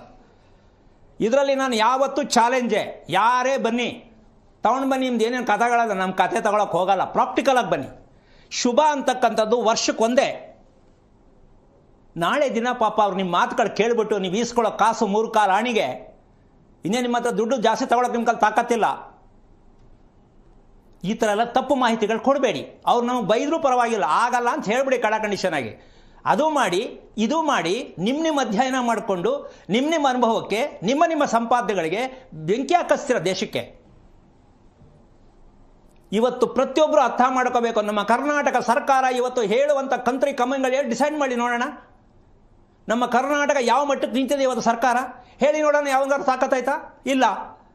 ಬೊಗಳೆ ಹೊಡಿತೀರಾ ಕೂತ್ಕೊಂಡು, ಕಾಕತಾಳಿ ಹೇಳ್ತೀರಾ, ಪೇಪರ್ ನ್ಯೂಸ್ ಹೇಳ್ಬಿಟ್ಟು ಮಾತಾಡ್ತೀರಾ. ಇದೆಲ್ಲ ಬಿಟ್ಬಿಡಿ. ಈ ಕೆಟ್ಟ ಅಭ್ಯಾಸಗಳನ್ನ ಬಿಡೋದು ಒಳ್ಳೆಯದು. ಇದನ್ನು ನಾನು ಉದ್ದೇಶಪೂರ್ವಕವಾಗಿ ಹೇಳಿಲ್ಲ, ವೈಯಕ್ತಿಕವಾಗಿ ಹೇಳಿಲ್ಲ. ದಯವಿಟ್ಟು ಜನಗಳಿಗೆ, ಒಂದು ಸಮಾಜಕ್ಕೆ ಒಳ್ಳೆಯದು ಮಾಡೋದನ್ನು ನಾವು ಬಯಸಬೇಕೇ ಹೊರತು ನಮ್ಮ ಅನುಭವಗಳನ್ನ ಜನಗಳ ತಲೆ ಮೇಲೆ ಹೇರಬಾರ್ದು. ಇದನ್ನು ಪ್ರತಿಯೊಬ್ಬರು ಅರ್ಥ ಮಾಡ್ಕೊಳ್ಳಿ ಅನ್ನೋ ಉದ್ದೇಶಕ್ಕೆ ಮಾತಾಡೋದನ್ನೇ ಹೊರತು ಯಾರೋ ಸ್ವಾರ್ಥಕ್ಕೋ, ಇನ್ನೊಬ್ಬರು ಇದಕ್ಕೋಸ್ಕರನೋ, ಅಥವಾ ನನಗೆ ಮಾತ್ರ ಗೊತ್ತು ಮಿಕ್ಕವ್ರಿಗೆ ಗೊತ್ತಿಲ್ಲ ಅಂತನೋ, ಇದು ತಪ್ಪಾಗಿ ಯಾರು ಅರ್ಥ ಮಾಡ್ಕೋಬಾರ್ದು. ಕೋಪ ಮಾಡಿಕೊಂಡ್ರೆ ನನಗೇನು ಬೇಜಾರಿಲ್ಲ. ಸತ್ಯ ಹೇಳೋದಕ್ಕೆ ನಾವು ರೆಡಿ ಇರ್ತೀವಿ ಯಾವಾಗಲೂ ಕೂಡ. ನಿಮ್ಮಲ್ಲಿ ಸತ್ಯ ಹೇಳೋ ತಾಕತ್ತಿದ್ರೆ, ಗುಂಡಿಗೆ ಇದ್ದರೆ, ಗಂಡಸು ಅಂತ ನಾವು ಅಂದ್ಕೊಂಡಿದ್ರೆ ಕಮನ್ ಪ್ರೂವ್. ಪ್ರತಿ ಸಲ ಈ ಮಾತು ಬಳಸ್ತಾ ಇದ್ದೀನಿ ನಾನು. ಯಾರಿಗೂ ಇಲ್ವಾ ಹೇಳೋಕ್ಕೆ? ಯೋಚನೆ ಮಾಡಿ. ಸತ್ಯ ಇದ್ದರೆ ಹೊರಗೆ ಬರೋಕ್ಕೆ ತಾಕತ್ತಿರುತ್ತೆ. ಸತ್ಯ ಇಲ್ಲ ಅಂದರೆ ಔಸ್ಕೋಬೇಕಾಗತ್ತೆ. ಹಾಗಂತ ಔಸ್ಕೊಂಡಿರೋರೆಲ್ಲ ತಿಳ್ಕೊಂಡಿಲ್ಲ ಅಂತ ಪ್ರಶ್ನೆ ಅಲ್ಲ. ಕಲ್ತಿದ್ರು ಅರ್ಧಂಬರ್ಧ ಕಲ್ತ್ಕೊಂಡು ಜನಗಳಿಗೆ ಕೊಡಬಾರ್ದು. ಪೂರ್ಣವಾಗಿ ತಿಳ್ಕೊಂಡು ಅಧ್ಯಯನ ಮಾಡಿ ಕಲಿಯೋದಲ್ಲ ಜ್ಯೋತಿಷ್ಯ ಶಾಸ್ತ್ರ. ಪಂಚಾಂಗ ಇರೋದೆಲ್ಲ ಸತ್ಯ ಅಲ್ಲ. ವಾಸ ಮಾಡೋ ಮನೆಗೂ ಪಂಚಾಂಗಕ್ಕೂ ಸಂಬಂಧನೇ ಇಲ್ಲ ಅಂತಕ್ಕಂಥದ್ದು ಜ್ಯೋತಿಷ್ಯ ಹೇಳೋರಿಗೆ ಇಲ್ಲಿವರೆಗೂ ಯಾರಿಗೂ ಗೊತ್ತಾಗಿಲ್ಲ. ಇನ್ನೊಮ್ಮೆ ಹೇಳ್ತೀನಿ, ನಮ್ಮ ಪಂಚಾಂಗಕ್ಕೂ ನಾವು ಕಟ್ಟಿರೋ ಮನೆಗೂ ಸಂಬಂಧವಿಲ್ಲದ ರೀತಿಯಲ್ಲಿ ನಾವು ಹೇಳ್ತಾ ಇದ್ದೀವಿ. ಒಂದಕ್ಕೊಂದು ಸಂಬಂಧನೇ ಇಲ್ಲ. ಹೆಣ್ಣು ಗಂಡಿಗೆ ಸಂಬಂಧ ಇಲ್ಲ, ಮದುವೆ ಮಾಡಿಸ್ತೀವಿ. ಪಂಚಾಂಗಕ್ಕೂ ಮನೆಗೂ ಸಂಬಂಧ ಇಲ್ಲ, ಮನೆ ಅಂದರೆ ನಾವು ಎಂಥ ತಪ್ಪುಗಳು ಮಾಡ್ತಾ ಇದ್ದೀವಿ ಅಂತ ಸ್ವಲ್ಪ ಯೋಚನೆ ಮಾಡಿ. ಒಂದು ವಿಷಯ, ಇಲ್ಲಿ ಚಪ್ರ ಹಾಕ್ತಕ್ಕಂಥದ್ದೇ ಇದು ತುಂಬ ವಿಶೇಷವಾಗಿರ್ತಕ್ಕಂಥ ಮಂಗಳ ಕಾರ್ಯ. ಮದುವೆಗೂ ಚಪ್ರ ಬೇಕು, ಮನೆಗೂ ಚಪ್ರ ಬೇಕು, ಅಲ್ಲಿಗೂ ಕಳಶ ಬೇಕು, ಇಲ್ಲಿಗೂ ಕಳಶ ಬೇಕು. ಸಾಮಾನ್ಯವಾಗಿ ಯಾರ್ದಾರು ಮನೇಲಿ 2 ಮದುವೆ ಒಂದೇ ಸಲ ಮಾಡಿದವ್ರ ಮನೇಲಿ ಹೋಗಿ ಕೇಳಿ, ಒಂದು ಕಿತ್ಕೊಂಡು ಹೋಗಿರುತ್ತೆ, ಒಂದು ಉಳ್ಕೊಂಡಿರ್ತದೆ. ಒಂದು ಮನೆಗೆ 2 ಮನೆ ಮಾಡಿ ಅಣ್ಣನಿಗೊಂದು ತಮ್ಮನಿಗೊಂದು ಅಂತ ಮಾಡಿದ್ರೆ ಅವರಿಬ್ಬರು ಉದ್ಧಾರ ಆಗಲ್ಲ. ಈ ಥರದ ಇತಿಹಾಸ ಬೇಕಾದಷ್ಟಿದೆ. ಇದೆಲ್ಲ ತಿಳ್ಕೊಂಡು ತೀರ್ಮಾನ ತಗೊಳ್ಳಿ, ನಿಧಾನವಾಗಿ ತೀರ್ಮಾನ ತಗೊಳ್ಳಿ. ಆತರ ಮಾಡ್ಕೊಂಡು ಏನೇನೋ ಮಾಡ್ಕೋಬೇಡಿ, ಹಂಗಂತ ಯೋಚನೆ ಮಾಡಬೇಡಿ. ಸತ್ಯವನ್ನು ನೀವು ಒಟ್ಟು ಕುಟುಂಬ ಸಮೇತ ಸೇರಬೇಕು. ಹೆಣ್ಣು ಗಂಡು ಕಡೆ ಎರಡೂ ಸೇರಿ ಮಕ್ಕಳ ಸ್ಥಿತಿಯನ್ನು ನೋಡಿ, ಕುಂಡಲಿಗಳನ್ನ ಪರೀಕ್ಷೆ ಮಾಡಿ, ಅವರ ಸ್ಥಿತಿಗಳನ್ನ ಗಮನಿಸಿ, ಅವ್ರು ಆ ಥರ ಇದ್ಬಿಟ್ಟು ಆಮೇಲೆ ಅವರೇನೋ ಕಥೆ ಮಾಡಿಕೊಂಡು ಇಲ್ಲಿ ಮೊದಲು ಗೃಹಪ್ರವೇಶ ಮಾಡೋದ, ಇಲ್ಲಿ ಹಿಂಗಾಗ್ಬಿಡ್ತಂತೆ ಅಂದ್ಕೊಳ್ಳೋದು ಬೇಡ. ತುಂಬ ಎಚ್ಚರಿಕೆಯಿಂದ ತಿಳ್ಕೊಂಡು ಮಾಡಿ, ಭಯ ಬೀಳೋದು ಬೇಡಮ್ಮ. ಒಳ್ಳೆಯದಾಗಲಿ. ಓಕೆ, ಧನ್ಯವಾದಗಳು ಶಿಲ್ಪಾ ಕರೆ ಮಾಡಿದ್ದಕ್ಕಾಗಿ. ಇದೀಗ ಬೆಳಗಾವಿಯಿಂದ ಗೀತಾ ಅಂತ ಹೇಳಿ ಕರೆ ಮಾಡಿದ್ದಾರೆ. ನಮಸ್ಕಾರ ಗೀತಾ, ಧ್ವನಿ ಕೇಳಿಸ್ತಿದ್ಯಾ ಗೀತಾ? ಓಕೆ, ಸಂಪರ್ಕ ಸಾಧ್ಯವಾಗ್ತಾ ಇಲ್ಲ. ಗುರೂಜಿ ತಿಳಿಸ್ಕೊಡ್ತಾ ಇದ್ರಿ ಮದುವೆ ಸತ್ಯಾನ ಅನ್ನುವಂತಹ ವಿಚಾರಕ್ಕೆ ಸಂಬಂಧಪಟ್ಟಂತೆ ಮುಂದುವರಿಸ್ತಾ ಹೋಗೋದಾದ್ರೆ ಈಗ ಈ ಪ್ರಶ್ನೆಗೆ ಉತ್ತರ ಹೆಂಗಮ್ಮ ಹೇಳೋದು? ಒಂದು ಸಾಮಾನ್ಯವಾಗಿ ಯೋಚನೆ ಮಾಡೋಣ. ಈಗ ಅವ್ರ ಪರಿಸ್ಥಿತಿ ಏನಾಗಬೇಕು? ಮನೆ ಒಳ್ಳೇದಾಗ್ರಿಂದ ಮನೆ ಕಟ್ಟಿದ್ದಾರೆ, ಮುಂದೆ ಒಳ್ಳೇದಾಗಬೇಕು ಅಂತ ಮದುವೆ ಮಾಡ್ತಾರೆ. ಆದರೆ ಇಲ್ಲಿ ಒಂದು ತಿಳ್ಕೋಬೇಕು, ಹೆಣ್ಣು ಗಂಡು ಮದುವೆ ಮಾಡ್ತಕ್ಕಂಥದ್ದು ಜೀವನ ಒಂದು, ಗಂಡು ಹೆಣ್ಣಿನ ಜೀವನ ಒಂದು ಮದುವೆ. ಮನೆ ಎಲ್ಲರ ಜೀವನಕ್ಕೂ ಬೇಕು, ಹೌದಲ್ಲ? ಈಗ ಆ ಸತ್ಯ ತಿಳ್ಕೊಂಡ್ರೆ, ಯಾಕೆ ಇದನ್ನ ನಾನು ಮಾತಾಡಿದೆ ಅಂದರೆ, ನಿಜವಾಗ್ಲೂ ನಾನು ಯಾಕೆ ಕಂತ್ರಿ ಕಮಂಗಿಗಳು ಅಂತ ಯಾಕೆ ಮಾತಾಡ್ತೀನಿ ಅಂದರೆ, ಮಾತಾಡಬಾರ್ದು ಅದನ್ನು, ನಿಜಕ್ಕೂ ಆ ಭಾಷೆ ಬಳಸಂಗಿಲ್ಲ ನಾನು. ಕಾರಣ ಏನಂದರೆ, ಅಮ್ಮ ಅನ್ಯಾಯ ನಡೆದೋಗ್ಬಿಟ್ಟು ವ್ಯಕ್ತಿ ಸತ್ತ ಮೇಲೆ ನನಗೆ ಗೊತ್ತಿತ್ತು ಇಷ್ಟು ವಯಸ್ಸಿಗೆ ಪ್ರಾಣ ಹೋಗುತ್ತೆ ಅಂತ ಕೂತ್ಕೊಂಡು ಮಾತಾಡೋಂಥ ಕಂತ್ರಿಗಳಿದ್ದಾರೆ. ಮದುವೆ ಆದ್ಮೇಲೆ ಕಿತ್ತೋದ್ರೆ ನನಗೆ ಗೊತ್ತಿತ್ತು, ಮದುವೆ ಮಾಡ್ಕೊಳಕ್ಕೆ ಮುಂಚೆನೇ ಹೇಳಿದ್ದೆ ನಾನು. ಎಲ್ಲ ಆದಮೇಲೆ ಇಲ್ಲೊಬ್ರು ದೊಡ್ಡ ವಿದ್ವತ್ ಆಗಿರೋರು ನಮ್ಮ ಬೆಂಗಳೂರಲ್ಲಿ ಇದ್ದಾರೆ, ಹೆಸರು ಹೇಳೋದು ಬೇಡ. ಏನಾದ್ಮೇಲೆ ನನಗೆ ಗೊತ್ತಿತ್ತು, ನಾನು ಹೇಳಿದ್ದೆ, ಯಾರು ನೋಡ್ಕೊಂಡಿಲ್ಲ, ಇದು ಮೊದಲೇ ಹೇಳಿದ್ದೆ ಅಂತ ಹೇಳ್ತಾರೆ ಒಬ್ರು. ಪಾಪ ಅದಕ್ಕೆಲ್ಲ ಅಡ್ವಾನ್ಸ್ ಬರ್ಕೊಂಡಿರ್ತಾರೆ. ಎಲ್ಲಿ ಏನು ದುರಂತ ನಡೆಯುತ್ತೆ, 2 ದಿನ ಹಿಂದೆ ಹೇಳಿದ್ದೆ, 1 ವಾರದ ಹಿಂದೆ ಹೇಳಿದ್ದೆ, ಸುಮ್ಮನೆ ಕೊಚ್ತಾ ಇರ್ತಾರೆ ಮನುಷ್ಯ. ಇರಲಿ, ಇಂಥವ್ರು ಇರಬೇಕು. ಯಾಕೆಂದ್ರೆ ಈ ಥರದವ್ರು ಜನ ತುಂಬ ಇದ್ದಾರೆ. ಆಗೋಕ್ಕೆ ಮುಂಚೆ ಹೇಳಬೇಕು ತಾಕತ್ತಿದ್ರೆ, ಆದಮೇಲೆ ಹೇಳೋಕ್ಕೆ ಅವ್ರು ಹೇಳೋದ್ರಲ್ಲಿ ಅರ್ಥನೇ ಇಲ್ಲ. ಅದಕ್ಕೆ ಅಂಥವ್ರು ಕಮಂಗಿಗಳು ತುಂಬ ತುಂಬೋಗಿದ್ದಾರೆ. ಏನು ಹೇಳ್ತೀಯಮ್ಮ? ಮದುವೆ ಆಗೋಕ್ಕೆ ಮುಂಚೆ ಹೆಣ್ಣು ಗಂಡು ಈ ಥರ ಆಗತ್ತೆ ಅಂತ ಹೇಳಿ, ಆದಮೇಲೆ ದೂರ ಆದ್ಮೇಲೆ ನನಗೆ ಗೊತ್ತಿತ್ತು. ಅದ್ಯಾಕದು? ಏನಮ್ಮ, ಶಾಸ್ತ್ರಕ್ಕೆ ಬೆಲೆ ಇದೆಯಾ? ಪಂಚಾಂಗಕ್ಕೆ ಬೆಲೆ ಇದೆಯಾ? ಧರ್ಮಕ್ಕೆ ಬೆಲೆ ಇದೆಯಾ? ಅದಕ್ಕೆ ಹೇಳೋದು ಕಂತ್ರಿ ಕಮಂಗಿಗಳು ಭಾಷೆ ಯಾಕೆ ಬಳಸ್ತೀನಿ ಅಂದರೆ, ದಯವಿಟ್ಟು ಇದನ್ನು ಬಿಡಿ, ಈ ಕೆಟ್ಟ ಅಭ್ಯಾಸ ದುರಭ್ಯಾಸವನ್ನು ಬಿಡಿ. ನಮ್ಮ ಸಮಾಜ ಈಗಲೇ ಯಾವುದೋ ಮಟ್ಟಕ್ಕೆ ಹೋಗ್ತಾ ಇದೆ. ಒಂದು ಕಡೆ ಬೆಂಕಿ ಬೀಳ್ತಾ ಇದೆ ದೇಶಕ್ಕೆ, ಗ್ರಾಮಕ್ಕೆ, ಒಂದು ಕಡೆ ನೀರು ತುಂಬ್ಕೋತಾ ಇದೆ. ಈ ಥರ ಮಾಡಿ ನಮ್ಮ ದೇಶ ಹಾಳಾಗ್ತಾ ಇರೋದು. ಜನಗಳು ಎಲ್ಲಿ ಹೋಗ್ಬೇಕು? ದೇವ್ರ ಹತ್ರ ಹೋಗೋಣ ಅಂದರೆ ಮಾತಾಡಲ್ಲ. ಏನಮ್ಮ, ದೇವ್ರ ಕೇಳೋಣ ಮಾತಾಡಲ್ಲ. ಅಪ್ಪ ಅಮ್ಮನ ಕೇಳೋಣ, ದೊಡ್ಡವರು ಅಂದರೆ ಅವ್ರಿಗೆ ಗೊತ್ತಿಲ್ಲ. ಇನ್ನು ಸ್ಕೂಲು ಕಾಲೇಜಲ್ಲಿ ಹೋದ್ರೆ ಇದ್ರ ಗಂಧನೇ ಇಲ್ಲ. ಇನ್ನು ಯಾವ್ರ ಹತ್ರ ಕೇಳೋದು? ಇದು ಪ್ರತಿಯೊಬ್ಬರಲ್ಲೂ ತುಂಬ ಪ್ರಶ್ನೆ ಕಾಡ್ತಾ ಇದೆ. ಒಬ್ಬೊಬ್ಬ ಒಂದೊಂದು ಹೇಳೋದು. ಪಂಚಾಂಗ ಒಂದಿಲ್ಲ, ಹಲವಾರು ಪಂಚಾಂಗಗಳಿದೆ. ಅವನೊಬ್ಬ ಭಾನುವಾರ ಬೇಕು, ಇವನೊಬ್ಬ ಶನಿವಾರ ಬೇಕು. ವರಮಹಾಲಕ್ಷ್ಮಿ ಹಬ್ಬ ಮಾಡೋಕ್ಕೂ ಕಾಂಪಿಟೇಷನ್ ಮಾಡ್ತಾರೆ. ಇವತ್ತು ಒಳ್ಳೆ ದಿನ ಅಂತ ಒಬ್ಬರು, ಇಲ್ಲದಿಲ್ಲ ಸರಿ ಹೋಗಲ್ಲ ಅಂತ ಇನ್ನೊಬ್ರು. ಏನಮ್ಮ ಜನಗಳಿಗೆ ಈ ರೀತಿಯೆಲ್ಲ ಬೆಂಕಿ ಇಕ್ಕಿ ಇವ್ರ ಸ್ವಾರ್ಥಕ್ಕೆ, ಯಾವ ಪುರುಷಾರ್ಥಕ್ಕೆ ಇವ್ರಿಗೆಲ್ಲ ಸನ್ಮಾನ ಮಾಡ್ತಾ ಇದ್ದಾರೆ ಅಂತ ನಂಗೆ ಅರ್ಥ ಆಗ್ತಾ ಇಲ್ಲ. ಎಲ್ಲರೂ ಸೇರಿ ಒಂದೇ ರೀತಿ ಶಾಸ್ತ್ರ ಹೇಳಿದ್ರಮ್ಮ ಸತ್ಯ ಎಲ್ಲ ಒಪ್ಕೋತಾರೆ ಅಲ್ಲ? ಒಬ್ಬೊಬ್ರು ಒಂದೊಂದು ದಿಕ್ಕಕ್ಕೆ ಶಾಸ್ತ್ರ ಹೇಳ್ತಾರೆ. ದಿನಕ್ಕೊಬ್ಬೊಬ್ರು ಜ್ಯೋತಿಷ್ಯ ಹೇಳ್ತಾರೆ. ಬೆಳಿಗ್ಗೆ ಒಬ್ರು ಹೇಳ್ತಾರೆ, ಮಧ್ಯಾಹ್ನ ಒಬ್ರು ಹೇಳ್ತಾರೆ, ಸಾಯಂಕಾಲ ಒಬ್ರು. ಯಾವ್ದ್ರಿ ತಗೊಳೋದು ನಾವು? ನಮ್ಮ ಜನಗಳಿಗೂ ಭಯ ಭಕ್ತಿ ಅಂತಕ್ಕಂಥ ವಿಷಯಕ್ಕೆ ಹೇಳ್ತೀನಿ, ಇದನ್ನ ಒಂದು ಕಡೆ ಸೇರಿ ಕೇಳಬೇಕು. ರೇ ಸ್ವಾಮಿ, ಈ ಥರ ಕಿತ್ತೋದ ವಿಚಾರಗಳು ಯಾಕೆ ಕೇಳ್ತೀರಾ? ಕರೆಕ್ಟಾಗಿ ಯಾವ್ದಾರು ಒಂದು ಹೇಳಿ. ಯಾರಿಗೂ ಕೇಳೋಕ್ಕೂ ಗೊತ್ತಿಲ್ಲ ಪಾಪ ಅಂತ ಅನ್ಕೋತಾ ಇದ್ದೀನಿ ನಾನು. ಕೇಳಬೇಕಲ್ವಾ? ಯಾರು ನಂಬೋದು ನಾವು? ಅವ್ರು ಕೇಳಿದ್ರೆ ಹೆಣ್ಣು ಗಂಡುಗೆ ಆಯ್ತದ ಹ್ಞೂ ಅಂತಾರೆ, ಇವ್ರು ಕೇಳಿದ್ರೆ ಕಿತ್ತೋಗುತ್ತೆ ಅಂತಾರೆ, ಅವ್ರು ಕೇಳಿದ್ರೆ ಸತ್ಯ ಹೋಯ್ತಾರೆ ಅಂತಾರೆ. ಯಾರ ಹತ್ರ ಹೋಗಿ ಕೇಳೋದು ನಾವು? ಈ ಪ್ರಶ್ನೆಗೆ ಅಮ್ಮ ಸದ್ಯಕ್ಕೆ ಉತ್ತರ ಸಿಗಲ್ಲ ನಮ್ಮ ದೇಶದಲ್ಲಿ. ಈ ಆರೋಗ್ಯ ರಹಸ್ಯ ಕಾರ್ಯಕ್ರಮದಲ್ಲಿ ನಾನು ಯಾಕೆ ಇಷ್ಟು ಚುಚ್ಚು ಮಾತಾಡ್ತಾ ಇದ್ದೇನೆ? ಸತ್ಯ ಬೇಕು ಅಂದರೆ ನೀವೇ ಸತ್ಯವಂತರಾಗಬೇಕು, ಅಂದರೆ ನೀವೇ ಜ್ಞಾನವಂತರಾಗಬೇಕು. ಯಾರ ಹತ್ರ ಕೇಳಬೇಡಿ, ಕೈ ಕಟ್ಕೊಂಡು ಕೇಳಕ್ಕೆ ಹೋಗಬೇಡಿ. ಕೇಳೋದಿದ್ರೆ ಏನು ಕೇಳಬೇಕು ಅಂತ ಹೇಳಿದ್ದೀನಿ ನಾನು ಹುಟ್ಟುವುದಕ್ಕೆ ಕಾರಣ ಏನು, ಹುಟ್ಟಿದ ಮೇಲೆ ನಾನು ಏನು ಮಾಡಬೇಕು ಅಂತ ಹೇಳೋರು ಯಾರು ಹೇಳ್ತಾ ಅವ್ರ ಹತ್ರ ಹೋಗಿ. ಶಾಸ್ತ್ರ, ಕುಂಡಲಿ, ಪಂಚಾಂಗ, ಶಾಸ್ತ್ರ ಕೇಳಿ ಮದುವೆ ಮನೆ ಯಾವುದು ಮಾಡಕ್ಕೆ ಹೋಗಬೇಡಿ. ಯಾವುದು ಸತ್ಯ ಇಲ್ಲ, ಎಲ್ಲೂ ಸತ್ಯ ಇಲ್ಲ. ಅದಕ್ಕೆ ನೀವೇ ಜ್ಞಾನವಂತರಾಗಿ ಅಂತ ನಾವು ಪಾಠ ಒಪ್ಪಿಸ್ತಾ ಇದ್ದೀವಿ. ಸ್ವಲ್ಪ ತಿಳ್ಕೊಳ್ಳಿ ಅಂತ. ಈ ತಿಳ್ಕೊಳ್ಳಿ ಅಂತ ಹೇಳಿಸ್ಬೇಕಾದ್ರೆ ನಾವು ಸ್ವಲ್ಪ ಚುಚ್ತೀವಿ. ಯಾಕೆ? ನೀವು ಎಚ್ಚರಿಕೆಯಲ್ಲಿ ಇರಲಿ ಅಂತ. ಮಲ್ಕೊಂಡಿರ್ತೀರಾ, ಯೋಚನೆ ಮಾಡ್ತಿರ್ತೀರಾ ಅಂತ. ಇದಿಷ್ಟು ಇವತ್ತು ಕಾರ್ಯಕ್ರಮದಲ್ಲಿ ಪಾಪ ಮೊದಲನೇ ಕರೆನೇ ಸಿಕ್ಕಿದಾಗ ನನಗೆ ಇನ್ನು ಸಾಯಂಕಾಲ 7 ಗಂಟೆ ಯಾರು ಇದು ಮೈಂಡ್ ಕಂಟ್ರೋಲ್ ಬರಲ್ಲ ನನಗೆ. ಯಾಕೆಂದರೆ ಎಂಥ ಸರಳವಾಗಿ ಕೇಳ್ಬಿಟ್ರೆ ಅಮ್ಮ, ಆದರೆ ಎಷ್ಟು ತೂಕ ಇದೆ ಇದು ಅಲ್ವೇನಪ್ಪ? ಎಷ್ಟು ತೂಕ ಇದೆ ಇದು. ಇಷ್ಟು ಸಲೀಸಾಗಿ ಯುಗಾದಿಯಿಂದ ಈಚ್ಕೊಂಡು ಯುಗಾದಿಯಿಂದ ಆಚ್ಕೊಂಡು ಒಂದು ಯುಗಾದಿ ಹಬ್ಬ ಪ್ರತಿದಿನ ಮಾಡ್ಬೋದ್ರಿ. ಒಬ್ಬಟ್ಟು ಯುಗಾದಿ ಹಬ್ಬಕ್ಕೆ ಆಗೋದು, ದಿನ ಒಬ್ಬಟ್ಟು ಮಾಡಿದ್ರು ಆಗತ್ತೆ. ಅದೆಲ್ಲ ಮುಖ್ಯ. ಸಂವತ್ಸರಗಳು, ಪಕ್ಷಗಳು, ತಿಂಗಳುಗಳು, ತಿಥಿ, ವಾರ, ನಕ್ಷತ್ರ ಇದೆಲ್ಲ ಸೂರ್ಯನ ಮುಂದೆ, ಭೂಮಿ ಮುಂದೆ ಝೀರೋ. ಇನ್ನೊಮ್ಮೆ ಹೇಳ್ತೀನಿ ಕೇಳಿಸ್ಕೊಳ್ಳಿ. ನೀವು ಹೇಳುವಂಥ ಶಾಸ್ತ್ರಗಳೇನಿದ್ರು ಭೂಮಿ ಆಕಾಶಕ್ಕೆ ಹೊಂದುವಂತಹ ಶಾಸ್ತ್ರ ಹೇಳೋ ತಾಕತ್ತಿದ್ರೆ ಹೇಳಬೇಕು. ಅದೆಲ್ಲೋ ಬರೆದಿಟ್ಟವ್ರೆ, ನಾನು ಓದಿದ್ದೀನಿ, ನಾನು ಪಾಠಶಾಲೆಗೆ ಹೋಗಿದ್ದೆ, ಈ ಕತೆ ಹೇಳ್ಕೊಂಡ್ರೆ ಏನು ಪ್ರಯೋಜನ ಆಗಲ್ಲ. ಆಕಾಶ ಭೂಮಿ ತಂದೆ ತಾಯಿ ಇದೇ ಸತ್ಯ. ಇದು ಯಾರು ಮಾಡಿಟ್ಟಿದ್ದಲ್ಲ ಅಲ್ಲಮ್ಮ? ಆಕಾಶ ಭೂಮಿ ಯಾರೋ ಮಾಡಿಟ್ಟಿದ್ದಲ್ಲ. ಇದ್ರ ಬಗ್ಗೆ ಏನಾದ್ರು ಮಾಹಿತಿ ಇದ್ರೆ, ಇದರಲ್ಲಿ ಸತ್ಯ ತೋರಿಸ್ತೀನಿ ತಾಕತ್ ನಿಮ್ಗಿದ್ರೆ ಹೇಳಿ. ಪ್ರಕೃತಿಯನ್ನು ಅನುಸರಿಸಿ ಬದುಕೋದಿದ್ರೆ ಹೇಳಿ. ಪ್ರಕೃತಿ, ಸೂರ್ಯ, ಚಂದ್ರ, ಮನೆ ಬಿಟ್ಟು ನೀವು ಬೇರೆ ವಿಚಾರ ಹೇಳಿದ್ರೆ ಎಲ್ಲ ನೀವು ಹೇಳುತ್ತಿರುವುದು, ಹೇಳಿರುವುದು ಎಲ್ಲವೂ ಸುಳ್ಳೆ. ಅದಕ್ಕೆ ನೀವು ನೆಮ್ಮದಿಯಾಗಿರೋಕ್ಕಾಗಲ್ಲ, ಕರೆಕ್ಟಾಗಿ ನಿದ್ದೆ ಬರಲ್ಲ. ಯಾಕೆ ಅಂದರೆ ನಾವು ಈ ರೀತಿ ಬ್ರಾಸ್ಲೈಟ್ ಹಾಕ್ಕೊಂಡವ್ರಿಗೆ ಒಂದು ಶಾಸ್ತ್ರ, ಕರಿಮಣಿ ಹಾಕ್ಕೊಂಡವ್ರಿಗೆ ಒಂದು ಶಾಸ್ತ್ರ, ಕಾರಲ್ಲಿ ಬರೋರಿಗೆ ಒಂದು ಶಾಸ್ತ್ರ, ಏನು ನಡ್ಕೊಂಬರೋರಿಗೆ ಒಂದು ಶಾಸ್ತ್ರ. ಬಿಟ್ಬಿಡಿ, ಇದನ್ನೆಲ್ಲ ಹೇಳಬಾರ್ದು. ನಾವಿರೋದು ಇಷ್ಟು, ನಾವು ತಗೊಳ್ಳೋ ಫೀಸ್ ಇಷ್ಟು, ನೀನು ಯಾವುದಲ್ಲಾರು ಬಾ, ಫ್ಲೈಟಲ್ಲಿ ಬಾ, ಫೀಸ್ ಇಷ್ಟೇ ಅಂತ ನಿಖರವಾಗಿ ಕೇಳಿ, ನಿಖರವಾಗಿ ಹೇಳಿ. ಸತ್ಯ ಚೆನ್ನಾಗಿರುತ್ತೆ, ನಿಮಗೂ ನೆಮ್ಮದಿ, ನಮಗೂ ನೆಮ್ಮದಿ, ಪ್ರಪಂಚಕ್ಕೂ ನೆಮ್ಮದಿ ಅಂತ ಹೇಳಕ್ಕೆ ಇಷ್ಟಪಡ್ತೀನಿ. ಯಾಕೆಂದ್ರೆ ಎಂಡ್ ಮಾಡೋಣ ವಿಷಯ. ಯಾಕೆ ನಾನು ಇದನ್ನ ವಿಚಾರವನ್ನ ನನ್ನ ಒಂದು ವೈಯಕ್ತಿಕವಾದ ಅನುಭವದಲ್ಲಿ ನಾನು ಹೇಳ್ತಾ ಇಲ್ಲ. ವೈಯಕ್ತಿಕ ಅನುಭವ, ಕಲ್ತಿರ್ತಕ್ಕಂಥದ್ದು ಎಲ್ಲವೂ ಯಾವುದೋ ಪುಸ್ತಕದಲ್ಲಿ ಇರ್ತಕ್ಕಂಥದ್ದು, ಯಾರೋ ಬರೆದಿಟ್ಟಿರ್ತಕ್ಕಂಥದ್ದು, ಇವೆಲ್ಲವೂ ಈ ಒಂದು ಕಲಿಯುಗಕ್ಕೆ ವರ್ಕ್ ಆಗಲ್ಲ.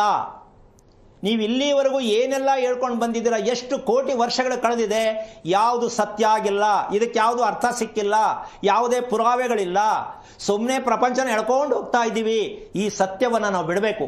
ಈ ಭೂಮಿ ಅನ್ನವನ್ನು ತಿಂತಾ ಇದ್ದೀವಿ, ನಾವು ಈ ಭೂಮಿ ಮೇಲೆ ವಾಸ ಮಾಡ್ತಾ ಇದ್ದೀವಿ, ಈ ಭೂಮಿಗೆ ಬೆಲೆ ಕೊಡಬೇಕು ಅನ್ನೋ ಉದ್ದೇಶ ಅಷ್ಟೇ ಹೊರತು ಬೇರೆ ಇನ್ಯಾವುದೂ ಇಲ್ಲ. ಪ್ರತಿಯೊಬ್ಬರು ಸ್ವಲ್ಪ ಆದಷ್ಟು ಅನುಸರಿಸೋದಕ್ಕೆ ಪ್ರಯತ್ನ ಮಾಡಿ ಅಂತ ಹೇಳಕ್ಕೆ ಇಷ್ಟಪಡ್ತೀನಿ. ಸರಿ ಗುರುಜಿ, ಇದೇ ರೀತಿಯಾದಂತ ನಮಸ್ತೆ, ಧ್ವನಿ ಕೇಳಿಸ್ತಿದ್ಯಾ ತೇಜಸ್ವಿನಿ? ಯಾರ ಬಗ್ಗೆ ಕೇಳಬೇಕಾಗಿತ್ತು? ಗುರೂಜಿ ಇದ್ದಾರೆ, ಮಾತನಾಡಿ. ಹಲೋ, ಹರಿ ಓಂ ಗುರುಗಳೇ. ನಾರಾಯಣ, ಹೇಳಿ ತಾಯಿ. ನನ್ನ ಹೆಸರು ತೇಜಸ್ವಿನಿ. ವಿಶಾಖ ನಕ್ಷತ್ರ ತ್ರಯೋದಶಿ. ನಕ್ಷತ್ರ ಯಾವುದು? ವಿಶಾಖ ನಕ್ಷತ್ರ. ಓಕೆ, ನೀವೇನಾ? ಹೌದು ಗುರುಗಳೇ, ನಾನು. ಓಕೆ, ಏನು ಕೇಳಬೇಕಿತ್ತಪ್ಪ? ನಂದು ಮತ್ತೆ ಮನೆಯವ್ರ ಹೇಳ್ಬೇಕಿತ್ತು. ನನಗೂ ಮತ್ತೆ ಮನೆಯವ್ರಿಗೂ ಅಷ್ಟೇ ಹೊಂದಾಣಿಕೆನೇ ಇಲ್ಲ. ಒಂದೆರಡು ದಿನ ಮಾತಾಡಿದ್ರೆ ಮತ್ತೆ ದಿನ ಮಾತೇ ಇರಲ್ಲ. ಎಷ್ಟು ವರ್ಷ ಆಯ್ತು ಮದುವೆಯಾಗಿ? ಈ ಮಾರ್ಚ್ ಬಂದು 13 ವರ್ಷ ಕಂಪ್ಲೀಟ್ ಆಗಿ 14ನೇ ವರ್ಷ ಹೋಗುತ್ತಳೆ. ಏನು ಓದಿದ್ಯಮ್ಮ ನೀನು? ನಾನು PUC ಓದಿದ್ದೀನಿ. ಒಂದು ಮಾತು ಹೇಳ್ತೀನಿ, ಬೇಜಾರು ಮಾಡ್ಕೋಬಾರ್ದು, ತಿಳ್ಕೋಬೇಕು. ಸರಿ ಸರ್, ಸರಿ ಗುರುಗಳೇ. ಅರ್ಥ ಮಾಡ್ಕೋಬೇಕು, ಯೋಚನೆ ಮಾಡಬಾರ್ದು, ಹೇಳಿದ್ದೀನಿ. ನಿಜ ಹೇಳ ಸುಳ್ಳು ಹೇಳ? ಅಮ್ಮ, ನಿಜ ಹೇಳ ಸುಳ್ಳು ಹೇಳ ಅಂದೆ? ಸುಳ್ಳು ಹೇಳ್ಬೇಡಿ ಗುರುಗಳೇ, ನಿಜನೇ ಹೇಳಿ. ಯಾಕೆ ಅಂದ್ರೆ ಪಾಪ ನಾನು ಚುಚ್ಚಿಬಿಟ್ರೆ ಗಾಯ ಆಗುತ್ತೆ ಅಂತ ಭಯ ಬೀಳ್ತಾರೆ, ಅದಕ್ಕೆ 2 ಸಲ ಕೇಳ್ಕೊಂಡೆ. ಆ ಥರದ್ದೇನು ಅಲ್ಲ, ವಿಷಯ ತಿಳ್ಕೊಳ್ಳೋದಷ್ಟೇ. ತಿಳ್ಕೊಂಡ್ರೆ ಸರಳ, ತಿಳ್ಕೊಳ್ಳಲ್ಲ ಅಂದ್ರೆ ಕಷ್ಟ ಅಲ್ವಾ? ಅದೇ ಅದೇ. ಮೊದಲನೇ ಮಾತು ಹೇಳಿದ್ರೆ, ವಿಶಾಖ ನಕ್ಷತ್ರಕ್ಕೆ ಮದುವೆ ದಾಂಪತ್ಯ ಇಲ್ಲಮ್ಮ. ದಾಂಪತ್ಯ ಇದ್ರು ಹೊಡೆದಾಡ್ಕೊಂಡು ಬಡ್ದಾಡ್ಕೊಂಡು ಎಳೆದಾಡ್ಕೊಂಡೇ ಬದುಕಬೇಕೆ ಹೊರತು ಸ್ನೋ ಕ್ವಾಲಿಟಿ. 99 ಕೇಳಿಸ್ಕೊ, 99.5 ವಿಶಾಖಕ್ಕೆ ಮದುವೆ ಇಲ್ಲ. ಅಕಸ್ಮಾತ್ ಇದ್ದರೂ ಆ ಕಡೆಗೊಂದು ಕಾಲು ಈ ಕಡೆಗೊಂದು ಕಾಲು ಹಾಕೊಂಡೇ ಹೋಗ್ಬೇಕು. ಒಂದೇ ಬೋಟಲ್ಲಿ ಹೋಗಕ್ಕಾಗಲ್ಲ. ಈ ಬೋಟ್ಗೆ ಹೋಗ್ಲಾ, ಈ ಬೋಟ್ಗೆ ಹೋಗ್ಲಾ, ಇಲ್ಲ 2 ಬೋಟ್ ಒಟ್ಟಿಗೆ ಹೋಗಕ್ಕಂತೂ ಆಗಲ್ಲ. ಅಮ್ಮ, ಅರ್ಥ ಆಯ್ತಾ ನಾನು ಹೇಳಿದ್ದು? ಈಗ ನೀನ್ ಪ್ರಶ್ನೆ ಹಾಕೋಬೇಕು, ನಾನೇನಂತ ಕರ್ಮ ಮಾಡಿ ವಿಶಾಖ ನಕ್ಷತ್ರ ಹುಟ್ಟದೆ ಅಂತ ನೀನ್ ಕೇಳ್ಬೇಕಿತ್ತು. ಹೌದು, ಅನ್ಸುತ್ತಾ ಇಲ್ವಾ? ಅನ್ಸುತ್ತೆ ಗುರುಗಳೇ. ಈಗ ಪುರೋಹಿತರ ಹತ್ರ ಹೋಗಿ ಕೇಳು, ಯಾಕೆ ಹೆಂಗಾಯ್ತು ಅಂತ. ಅವ್ರು ಹೋಗಿ ಕೇಳ್ತಾರೆ ಮನೆಯವರೆಲ್ಲ. ನಾನು ಯಾರ್ದನ್ನು ಏನೂ ಕೇಳಲ್ಲ ಗುರುಗಳೇ. ನಿಮ್ದು ಬಿಟ್ಟು ಅವ್ರು ಯಾರು ಏನೂ ಕೇಳೋದಿಲ್ಲ ನಾನು. ಓಕೆ, ಇದೆಲ್ಲ ನಂಬಿಕೆ ಇದೆಯಮ್ಮ ನಿಂಗೆ? ಮದ್ದಿಂದ ಆಯ್ತಾ, ಈಗ ಬಂತ? ಇಲ್ಲ ಗುರುಗಳೇ, ನಾನು ಯಾರು ಹೇಳೋದನ್ನು ಏನು ಕೇಳೇ ಇರ್ಲಿಲ್ಲ. ನಮ್ ಚಿಕ್ಕಮ್ಮವ್ರೊಬ್ರು ನಿಮ್ ಸಜೆಷನ್ ಕೊಟ್ಟಿದ್ರು ನೋಡು ಅಂತ. ನಿಮ್ಗೆ ಯಾವಾಗ ಮನೆಯಲ್ಲಿ ಇಷ್ಟಪಟ್ಟು ಗಲಾಟೆ ಯಾವಾಗ ನೋಡಿ ನಿಮ್ ಸಜೆಷನ್ ಕೊಟ್ಟು ಅವಾಗ ನೋಡ್ತೀನಿ. ಬಟ್ ನಮ್ಮ ಮನೆಯವ್ರ ಓಕೆ, ವಿಷಯಕ್ಕೆ ಬರ್ತೀನಿ. ಯಾರು ವಿಷಯ ಏನಂದ್ರೆ ಅಮ್ಮ, ಬೇರೆಯವ್ರನ್ನ ದೂಷಿಸೋದು ಬೇಡ, ಮದ್ವೆ ಅಂತೂ ಆಗಿದೆ ಅಲ್ವಾ? ಹೌದು ಹೌದು. ಈಗ ಸಮಾಜ, ಅಪ್ಪ ಅಮ್ಮ, ಜ್ಯೋತಿಷ್ ಮದುವೆ ಮಾಡಿಸ್ತೋರು ಅಥವಾ ನಿಮ್ಗೆ ಸಿಕ್ಕಿರೋ ಗಂಡ ಇದ್ರ ಬಗ್ಗೆ ನೆಗೆಟಿವ್ ಹೋಗೋದು ಬೇಡ. ಹಾ. ನಿನ್ನ ಬಗ್ಗೆ ಏನು ನೆಗೆಟಿವ್ ಇದೆ ಅಂತ ನೀನು ಫಸ್ಟ್ ತಿಳ್ಕೊ. ನಾನು ಆದಷ್ಟು ಹೊಂದಾಣಿಕೆ ಮಾಡ್ಕೊಂತೀನಿ ಗುರುಗಳೇ. ಒಂದ್ ನಿಮಿಷ ನಾನು ಹೊಂದಾಣಿಕೆ ಮಾತು ಹೇಳ್ತಿಲ್ಲಮ್ಮ. ಮೊದಲು ನಿನ್ನಲ್ಲಿ ಏನು ನೆಗೆಟಿವ್ ಇದೆ ಅಂತ ತಿಳ್ಕೊ, ಆಮೇಲೆ ಎಲ್ಲವೂ ಕೂಡ ಸರಿ ಇಲ್ಲ ಅಂತ ನೀನು ಹೇಳಲ್ಲ. ಓ ನಂದೇ ತಪ್ಪು ಅಂತ ನೀನು ತಿಳ್ಕೊಂಡಾಗ ಬೇರೆಯವರೆಲ್ಲ ಚೆನ್ನಾಗಿ ಕಾಣಿಸ್ತಾರೆ, ಗಂಡನೂ ಚೆನ್ನಾಗಿ ಕಾಣಿಸ್ತಾರೆ, ಸಮಾಜನೂ ಚೆನ್ನಾಗಿ ಕಾಣಿಸುತ್ತೆ, ಎಲ್ಲವೂ ಚೆನ್ನಾಗಿ ಕಾಣಿಸುತ್ತೆ. ನಿನ್ನ ತಪ್ಪನ್ನ ನೀನು ಕಂಡಿಡಿದೇನೆ ನೀನು ಬೇರೆಯವ್ರ ಮೇಲೆ ಡಿಪೆಂಡ್ ಆದರೆ ನನ್ನ ಮದುವೆ ಆಗಿದ್ದು ಸರಿ ಇಲ್ಲ, ನಾನು ಸಿಕ್ಕಿದ ಗಂಡ ಸರಿ ಇಲ್ಲ, ನಾನು ಓದಿದ್ದು ಸರಿ ಇಲ್ಲ, ನಮ್ಮ ಅಪ್ಪ ಅಮ್ಮ ಸರಿ ಇಲ್ಲ, ಕೊನೆಗೆ ನಾನೇ ಸರಿ ಇಲ್ಲ ಅನ್ನೋದು ಸಾಯವಾಗಿ ಬರುತ್ತೆ. ಅಲ್ಲಿವರೆಗೂ ಬರೀ ಹಿಂಗೆ ಅನುಭವಿಸ್ಬೇಕಾಗತ್ತೆ. ಇದಲ್ಲ. ಹೇಳ್ಕೊಡ್ಲಾ ಏನು ತಪ್ಪಾಗಿದೆ ಅಂತ? ಹಲೋ, ನಿನ್ನಲ್ಲಿ ಏನು ತಪ್ಪಾಗಿದೆ ಅಂತ ಹೇಳ್ಕೊಡ್ಲಮ್ಮ. ಹಾ ಹೇಳಿ ಗುರುಗಳೇ. ನಿಂದು ಟೈಮಿಂಗ್ಸು, ಊಟ ಮಾಡೋದ್ರಲ್ಲಾಗಲಿ, ಮಲ್ಕೊಳ್ಳೋದ್ರಲ್ಲಾಗಲಿ, ಯೋಚನೆ ಮಾಡೋದ್ರಲ್ಲಾಗಲಿ, ಈ ಮೂರರಲ್ಲಿ ನಿಮಗೆ ಟೈಮಿಂಗ್ಸ್ ಪಕ್ಕಾ ಅಂತ ಗೊತ್ತಿದೆಯಮ್ಮ ಇಲ್ಲಿವರೆಗೂ? ಹಾ ಊಟ ಕರೆಕ್ಟಾಗಿ ಟೈಮಿಂಗ್ ಕರೆಕ್ಟ್. ಇವಾಗ ನಿಮ್ ಪ್ರೋಗ್ರಾಮ್ ನೋಡಿದ್ಮೇಲೆ ಮಾಡ್ತಿದ್ದೀನಿ. ನಾನು ಇವತ್ತಿನ ಕೇಳ್ತಾ ಇಲ್ಲ, ಈಗಿನ ಕೇಳ್ತಾ ಇಲ್ಲ, ಮದುವೆ ಆಗಕ್ಕಿಂತ ಮುಂಚಿನಿಂದ ಮಾತಾಡ್ತಾ ಇದ್ದೀನಿ. ಅಷ್ಟು ಇರ್ಲಿಲ್ಲ ಅನ್ಸುತ್ತೆ. ನಿದ್ದೆ ಕರೆಕ್ಟಾಗಿ ಮಾಡ್ತಿದ್ದೆ, ಊಟದ್ದು ಕರೆಕ್ಟಾಗಿ ಇರ್ಲಿಲ್ಲ. ಅಮ್ಮ ನಿನ್ನ ನಿದ್ದೆ ಹೆಂಗೆ ಗೊತ್ತಾ? ಓವರ್ಟೇಕ್ ನಿದ್ದೆ ನಿಂದು. ಏನು ಅಂದರೆ ಸಂತೃಪ್ತಿಯಾಗಿ ಒಳ್ಳೆ ನಿದ್ದೆ ಬಂತು ಅಂದ್ರೆ ಎಷ್ಟಾರು ಟೈಮ್ ಆಗಲು ಮಲಕ್ಕಂಡೇ ಹೇಳೋದು ನೀನು. ಹೌದು ಹೌದು. ಬೇರೆಯವ್ರಂತೂ ಇವಳು ಏನು ಇಷ್ಟೊಂದು ನಿದ್ದೆ ಮಾಡ್ತಾರೆ ಅಂತ ಬೈದ್ರು ಸರಿಯೇ, ಏನು ಮಾಡೋದು ಸರಿಯೇ, ನನಗೆ ನಿದ್ದೆ ಬೇಕು, ಮಲಕತ್ತೀನಿ ಅಷ್ಟೇ, ಯಾರು ಏನಾರು ಮಾಡ್ಕೊಳ್ಳಿ. ಹೌದ್ ತಾನೆ? ಹೌದು. ಮತ್ತೆ 5 ಗಂಟೆ 4:30. ಒಂದ್ ನಿಮಿಷ. ಈ ಹುಚ್ಚು ನಿದ್ದೆ ಬರೋದೇನೆ ವಿಶಾಖ ನಕ್ಷತ್ರಕ್ಕೆ. ಕಣ್ಣು ಮುಚ್ಚಿದ್ರೆ ನಿದ್ದೆ, ಕೂತಿದ್ರೆ ನಿದ್ದೆ, ಇಲ್ಲ ನಿದ್ದೆನೇ ಇಲ್ಲ, ಇಲ್ಲ ಬರೋದೇ ಇಲ್ಲ. ಯೋಚನೆ ಮಾಡಬೇಕು ವಿಶಾಖ ಹೋದವರು ಅಂದ್ರೆ ನಿದ್ದೆದೇ ಯೋಚನೆ, ಕ್ಲಾರಿಟಿ, ಟೈಮ್ ಟೇಬಲ್ ಇಲ್ಲದ ಯೋಚನೆ, ನಿದ್ದೆ. ಹಗಲೊತ್ತಲ್ಲಿ ಮಲಗಲ್ಲ. ಅಲ್ಲ ನೀನು ಮಲಗದೇ ಇರೋ ಕಷ್ಟ ಎಷ್ಟು ಪಡ್ತೀಯಮ್ಮ? ಹೌದಲ್ವಾ? ನಿದ್ದೆ ಕರೆಕ್ಟ್ ಮಾಡ್ಕೊಳ್ಳಿಲ್ಲ ಅಂದ್ರೆ ಇವತ್ತು ಕಾರ್ಯಕ್ರಮದ ದಯವಿಟ್ಟು ಇದರದ ವಿಚಾರ ಹೇಳ್ತೀನಿ. ಮದುವೆ ಆಗಕ್ಕೆ ಎಷ್ಟು ವರ್ಷ ಟ್ರೈನಿಂಗ್ ಮಾಡಬೇಕು ಅಂತ ಇವತ್ತಿನ ಕಾರ್ಯಕ್ರಮದ ಗುಟ್ಟು ಏನಮ್ಮ? ಮದುವೆ ಆಗಬೇಕಾದ್ರೆ ಹೆಣ್ಣಾಗ್ಲಿ ಗಂಡಾಗ್ಲಿ ಎಷ್ಟು ವರ್ಷ ಟ್ರೈನಿಂಗ್ ಮಾಡಿ ಮದುವೆ ಮಾಡ್ಕೊಂಡ್ರೆ ಚೆನ್ನಾಗಿರ್ತಾರೆ. ಈಗ ದಿನದ ಕಾರ್ಯಕ್ರಮದ ಗುಟ್ಟು ದಯವಿಟ್ಟು ಕಿವಿ ಕೊಟ್ಟು ಕೇಳ್ಕೊಳ್ಳಿ. ಟ್ರೈನಿಂಗ್ ಮಾಡಬೇಕಾ? ಹೌದು, ಮಾಡಲೇಬೇಕು. ಏನು ಮಾಡಬೇಕು ಅಂತ ಹೇಳ್ಕೊಡ್ತೀನಿ. ನೀವು ಮೊದಲು ಮಾಡಬೇಕಾದ ಕೆಲಸ, ತೇಜ ಅವರೇ ನಾನು ಹೇಳ್ತಿರ್ತಕ್ಕಂತ ತಿಳ್ಕೊಳ್ಳಿ. ನೀವು ಶ್ರೀಮಂತಿಗೆಗೆ, ಬೇರೆಯವ್ರು ಹೊಟ್ಟೆ ಉರಿಸ್ಕೊಳ್ಳೋ ಥರ ಬದುಕಕ್ಕೆ, ಚಾಲೆಂಜ್ ಮಾಡಿ ಬದುಕಕ್ಕೆ, ಏನೇ ಆಗಲಿ ಯಾರ ಕೈಲಿ ಆಗದೆ ಇರೋದು ನಾನು ಮಾಡ್ತೀನಿ ಅನ್ನೋದಕ್ಕೆ ಧೈರ್ಯ ಇರೋದಕ್ಕೆ ನಿಮ್ಗೊಂದು ದೊಡ್ಡ ಹ್ಯಾಂಡ್ಸ್ ಅಪ್. ಭಗವಂತ ನಿಮ್ಗೊಂಥ ಶಕ್ತಿ ಕೊಟ್ಟಿದ್ದಾನೆ, ಮಾಡ್ತೀರಾ. ವಿಶಾಖ ಆದವರು ಯಾರದೇ ಆಸ್ತಿ ಇಲ್ಲ ಅಂದರೂ ಪರವಾಗಿಲ್ಲ, ಏನೇ ಆಗಲಿ ಶತಾಯ ಗತಾಯವಾಗಿ ಬದುಕಕ್ಕಂತೂ ಬದುಕೇ ತೋರಿಸ್ತಾರೆ. ಇದು ಚಾಲೆಂಜು. ಆಗಲ್ಲ ಮಾಡ್ತಾರೆ, ಬರಲ್ಲ ಹೇಳ್ತಾರೆ. ಇದು ಸತ್ಯ ವಿಶಾಖದಲ್ಲಿದೆ. ಆದರೆ ಆಂತರಿಕವಾಗಿ ಝೀರೋ, ನೆಮ್ಮದಿ ಇಲ್ಲ, ಖುಷಿ ಇಲ್ಲ, ಯಾವಾಗ ನೆಮ್ಮದಿ ಸಿಗುತ್ತೋ ಗೊತ್ತಿಲ್ಲ. ಟೋಟಲಿ ಎಲ್ಲರಿಂದ ಹೊರಗಿರುತ್ತೆ, ಮನಸ್ಸಲ್ಲೇ ಕೊರಗಬೇಕು, ಹೊರಗಡೆ ಫಸ್ಟ್ ಕ್ಲಾಸ್ ಆಗಿ ನನಗೇನು ಕಮ್ಮಿ ಅಂತಾರೆ ಇರಬೇಕು. ಇಷ್ಟೇ ಒಳಗುಟ್ಟು ವಿಶಾಖ ನಕ್ಷತ್ರದ್ದು. ಆರೋಗ್ಯ ಫುಲ್ 70% ಸತ್ತೋಗಿರುತ್ತೆ. ತಾಯಿ ಹೊಟ್ಟೆಲಿ ಹುಟ್ಟಬೇಕಾದ್ರೇ ರಿಪೇರಿ ಮಾಡಿಕೊಂಡ್ರೆ ಬಚಾವ್, ರಿಪೇರಿ ಮಾಡ್ಕೋಬೇಕು ಅಂತ ಗೊತ್ತಿಲ್ಲ. ಅದಕ್ಕೆ ನೀನಮ್ಮ ಇಸ್ತ್ರಿ ಎಲೆ, ಬಾಳೆ ಎಲೆ ಎರಡರಲ್ಲಿ ಯಾವುದ್ರಲ್ಲಾರು ಊಟ ಮಾಡ್ತಕ್ಕಂಥದ್ದು ಕರೆಕ್ಟಾಗಿ. ರಾತ್ರಿ ಊಟ ಇಲ್ಲ, ಬೆಳಿಗ್ಗೆ 7:30ಗೆಲ್ಲ ಹಣ್ಣು ತಿನ್ಬೇಕು. ನೀನು ಊಟ ಮಾಡೋಂಗಿಲ್ಲ. ಪರಂಗಿ ಹಣ್ಣು, ಸೀಬೆ ಹಣ್ಣು, ಸೇಬು ಬೆಳಿಗ್ಗೆ ತಿನ್ನಬೇಕು. ಒಂದು 11 ಗಂಟೆವರೆಗೂ ಇಲ್ಲ 10 ಗಂಟೆವರೆಗೂ ವೆಯ್ಟ್ ಮಾಡಬೇಕು. 8 ಗಂಟೆ ಒಳಗಡೆ ಹಣ್ಣು ತಿನ್ನಬೇಕು. 2 ಗಂಟೆ ಗ್ಯಾಪ್ ಕೊಡಬೇಕು. ಆಮೇಲೆ ಸರಳವಾಗಿ ಎಷ್ಟು ಬೇಕು ಅಷ್ಟೇ ನೀನು ತಿಂಡಿ ತಿನ್ನಬೇಕು. ಕರೆಕ್ಟಾಗಿ 2 ಗಂಟೆ ತೃಪ್ತಿಯಾಗಿ ಊಟ ಮಾಡು. ರಾತ್ರಿ ಬೆಳಗ್ಗೆ ಏನು ತಿಂದೆ ಅದಕ್ಕಿಂತ ಕಡಿಮೆ ತಿನ್ನು, ಅಂದರೆ ಫಲಹಾರ ಉಪಹಾರ. ಇದನ್ನು ಮಾಡು. ನಿನ್ನ ಆರೋಗ್ಯದಲ್ಲಿ ಆಂತರಿಕವಾಗಿ ಯೂರಿನ್ ಮೋಷನ್ನು ಯಾವಾಗಂದ್ರೆ ಅವಾಗ ಕಳ್ಕೊತಾ ಇರ್ತದೆ. ಬೇಜಾರು ಮಾಡ್ಕೊಬೇಡ ದಯವಿಟ್ಟು. ಇದಕ್ಕೆ ಟೈಮಿಂಗ್ಸೇ ಇಲ್ಲ, ಓಡಾಡ್ತಿರ್ಬೇಕು. ಈ ಕಂಟ್ರೋಲ್ ಯಾವಾಗ ಬಂತು ದೇಹ ಆಟೋಮೆಟಿಕ್ ಚೇಂಜ್ ಆಗುತ್ತೆ. ವಿಶಾಖ ನಕ್ಷತ್ರದ ಹಣೆ ಬರ ಏನು ಅಂದರೆ ಇದು ಹೇಳ್ಕೊಳಕ್ಕಾಗದೇ ಇರೋಂಥ ಒಂದು ದೊಡ್ಡ ದುರಂತ. ಅದಕ್ಕೆ ನಾನು ಕಾರ್ಯಕ್ರಮದಲ್ಲಿ ಹೇಳೋದು, ಶಾಸ್ತ್ರ ಕೇಳೋರ ಹತ್ರ ಕೇಳಿ ಮದುವೆ ಮಾಡಬೇಡಿ. ಯಾವ್ಯಾವ ನಕ್ಷತ್ರಕ್ಕೆ ದೇಹದಲ್ಲಿ ಎಲ್ಲೆಲ್ಲಿ ಕಳ್ಕೊಂಡಿರುತ್ತೆ, ಎಲ್ಲೆಲ್ಲಿ ಡ್ಯಾಮೇಜ್ ಆಗಿರುತ್ತೆ, ಇದನ್ನೆಲ್ಲ ಕಂಡಿಡೋದು ಹೇಳಬೇಕು. ಯಾರು ಹೇಳಲ್ಲ, ಸುಮ್ಮನೆ ಶೋ ಆಗಿರ್ತಾರೆ, ಇನ್ಶರ್ಟ್ ಮಾಡ್ಕೊಂಡು ಶೋ ಆಗಿರ್ತಾರೆ, ಒಳ್ಳೆ ಪೇರ್ ಅಂತ ಮದುವೆ ಮಾಡ್ತಾರೆ. ರೂಮಲ್ಲಿ ಹೋಗ್ಬಿಟ್ಟು ಅವ್ರ ಮಕ್ಕ ಇವ್ರು ನೋಡೋದು, ಇವ್ರ ಮಕ್ಕ ಅವ್ರು ನೋಡೋದು. No use. ಈ ಪರಿಸ್ಥಿತಿ ನಮ್ಮ ಪ್ರಪಂಚದಲ್ಲಿ ನಿಂತೋಗಿದೆ. ಅದಕ್ಕೋಸ್ಕರವಾಗಿ ನೀವು ಫಸ್ಟು ಈ ಊಟದ ವ್ಯವಸ್ಥೆಯನ್ನು ಪ್ರಯತ್ನ ಮಾಡಿ ತಿಳ್ಕೊಳ್ಳಿ. ಆಮೇಲೆ ನಿಮ್ಗೆ ಎಷ್ಟು ಖುಷಿ ಆಗುತ್ತೆ, ಪ್ರಪಂಚದ ಬಗ್ಗೆ ನಿಮ್ಗೆ ಅರಿವು ಬರುತ್ತೆ, ಒಳ್ಳೆಯದಾಗತ್ತೆ. ಪ್ರತಿ ವರ್ಷ ಮದುವೆಗಳು ಮಾಡ್ಕೋಬೇಕು ನೀವು. ವಿಶಾಖದವ್ರು ಏನೋ ಪ್ರತಿ ವರ್ಷ ನಿಮ್ಮ ಗಂಡನ್ನೇ ನೀವೇ ಮದುವೆ ಮಾಡ್ಕೊಳ್ಳೋದು. ಈ ಒಂದು ಕ್ರಮವನ್ನು ಅನುಸರಿಸಿದ್ರೆ ನೆಮ್ಮದಿಯಾಗಿರ್ಬೋದು. ತಿಳ್ಕೊಳ್ಳೋಕೆ ಪ್ರಯತ್ನ ಮಾಡಿ. ಒಳ್ಳೇದಾಗ್ಲಿ. ಓಕೆ, ಧನ್ಯವಾದಗಳು ತೇಜಸ್ವಿನಿ ಕರೆ ಮಾಡಿದ್ದಕ್ಕಾಗಿ. ಬೆಂಗಳೂರಿನಿಂದ ಕಮಲಮ್ಮ ಅಂತ ಹೇಳಿ ಕಾಲರ್ ಇದ್ದಾರೆ. ನಮಸ್ಕಾರ ಕಮಲಮ್ಮ. ನಮಸ್ಕಾರ ಮೇಡಮ್. ಯಾರ ಬಗ್ಗೆ ಕೇಳಬೇಕಾಗಿತ್ತು? ಗುರೂಜಿ ಇದ್ದಾರೆ, ನಕ್ಷತ್ರ ತಿಳಿಸಿ ಮಾತನಾಡಿ. ಅನುರಾಧ ನಕ್ಷತ್ರ, ವೃಶ್ಚಿಕ ರಾಶಿ ಮೇಡಮ್. ಹಲೋ ನಮಸ್ಕಾರ ಗುರುಜಿ. ನಾರಾಯಣ. ಯಾರ್ದು ಅನುರಾಧ ನಕ್ಷತ್ರ? ಮಗಳದ್ದು ಅನುರಾಧ ನಕ್ಷತ್ರ. ಸಾಕು ಸಾಕು. ಎಷ್ಟು ವಯಸ್ಸು? 95. 20 ವರ್ಷನಾ? 95. ನಾನು ವಯಸ್ಸು ಕೇಳಿದ್ರೆ ಎಷ್ಟು ವಯಸ್ಸು ಅಂತ ಕೇಳಿದೆ. ಅಂದಾಜಾಗಿ ಹೇಳಿ. ನೀವು ಇಸ್ವಿ ಹೇಳ್ಬಿಟ್ರೆ ಏನ್ ಮಾಡ್ಲಿ?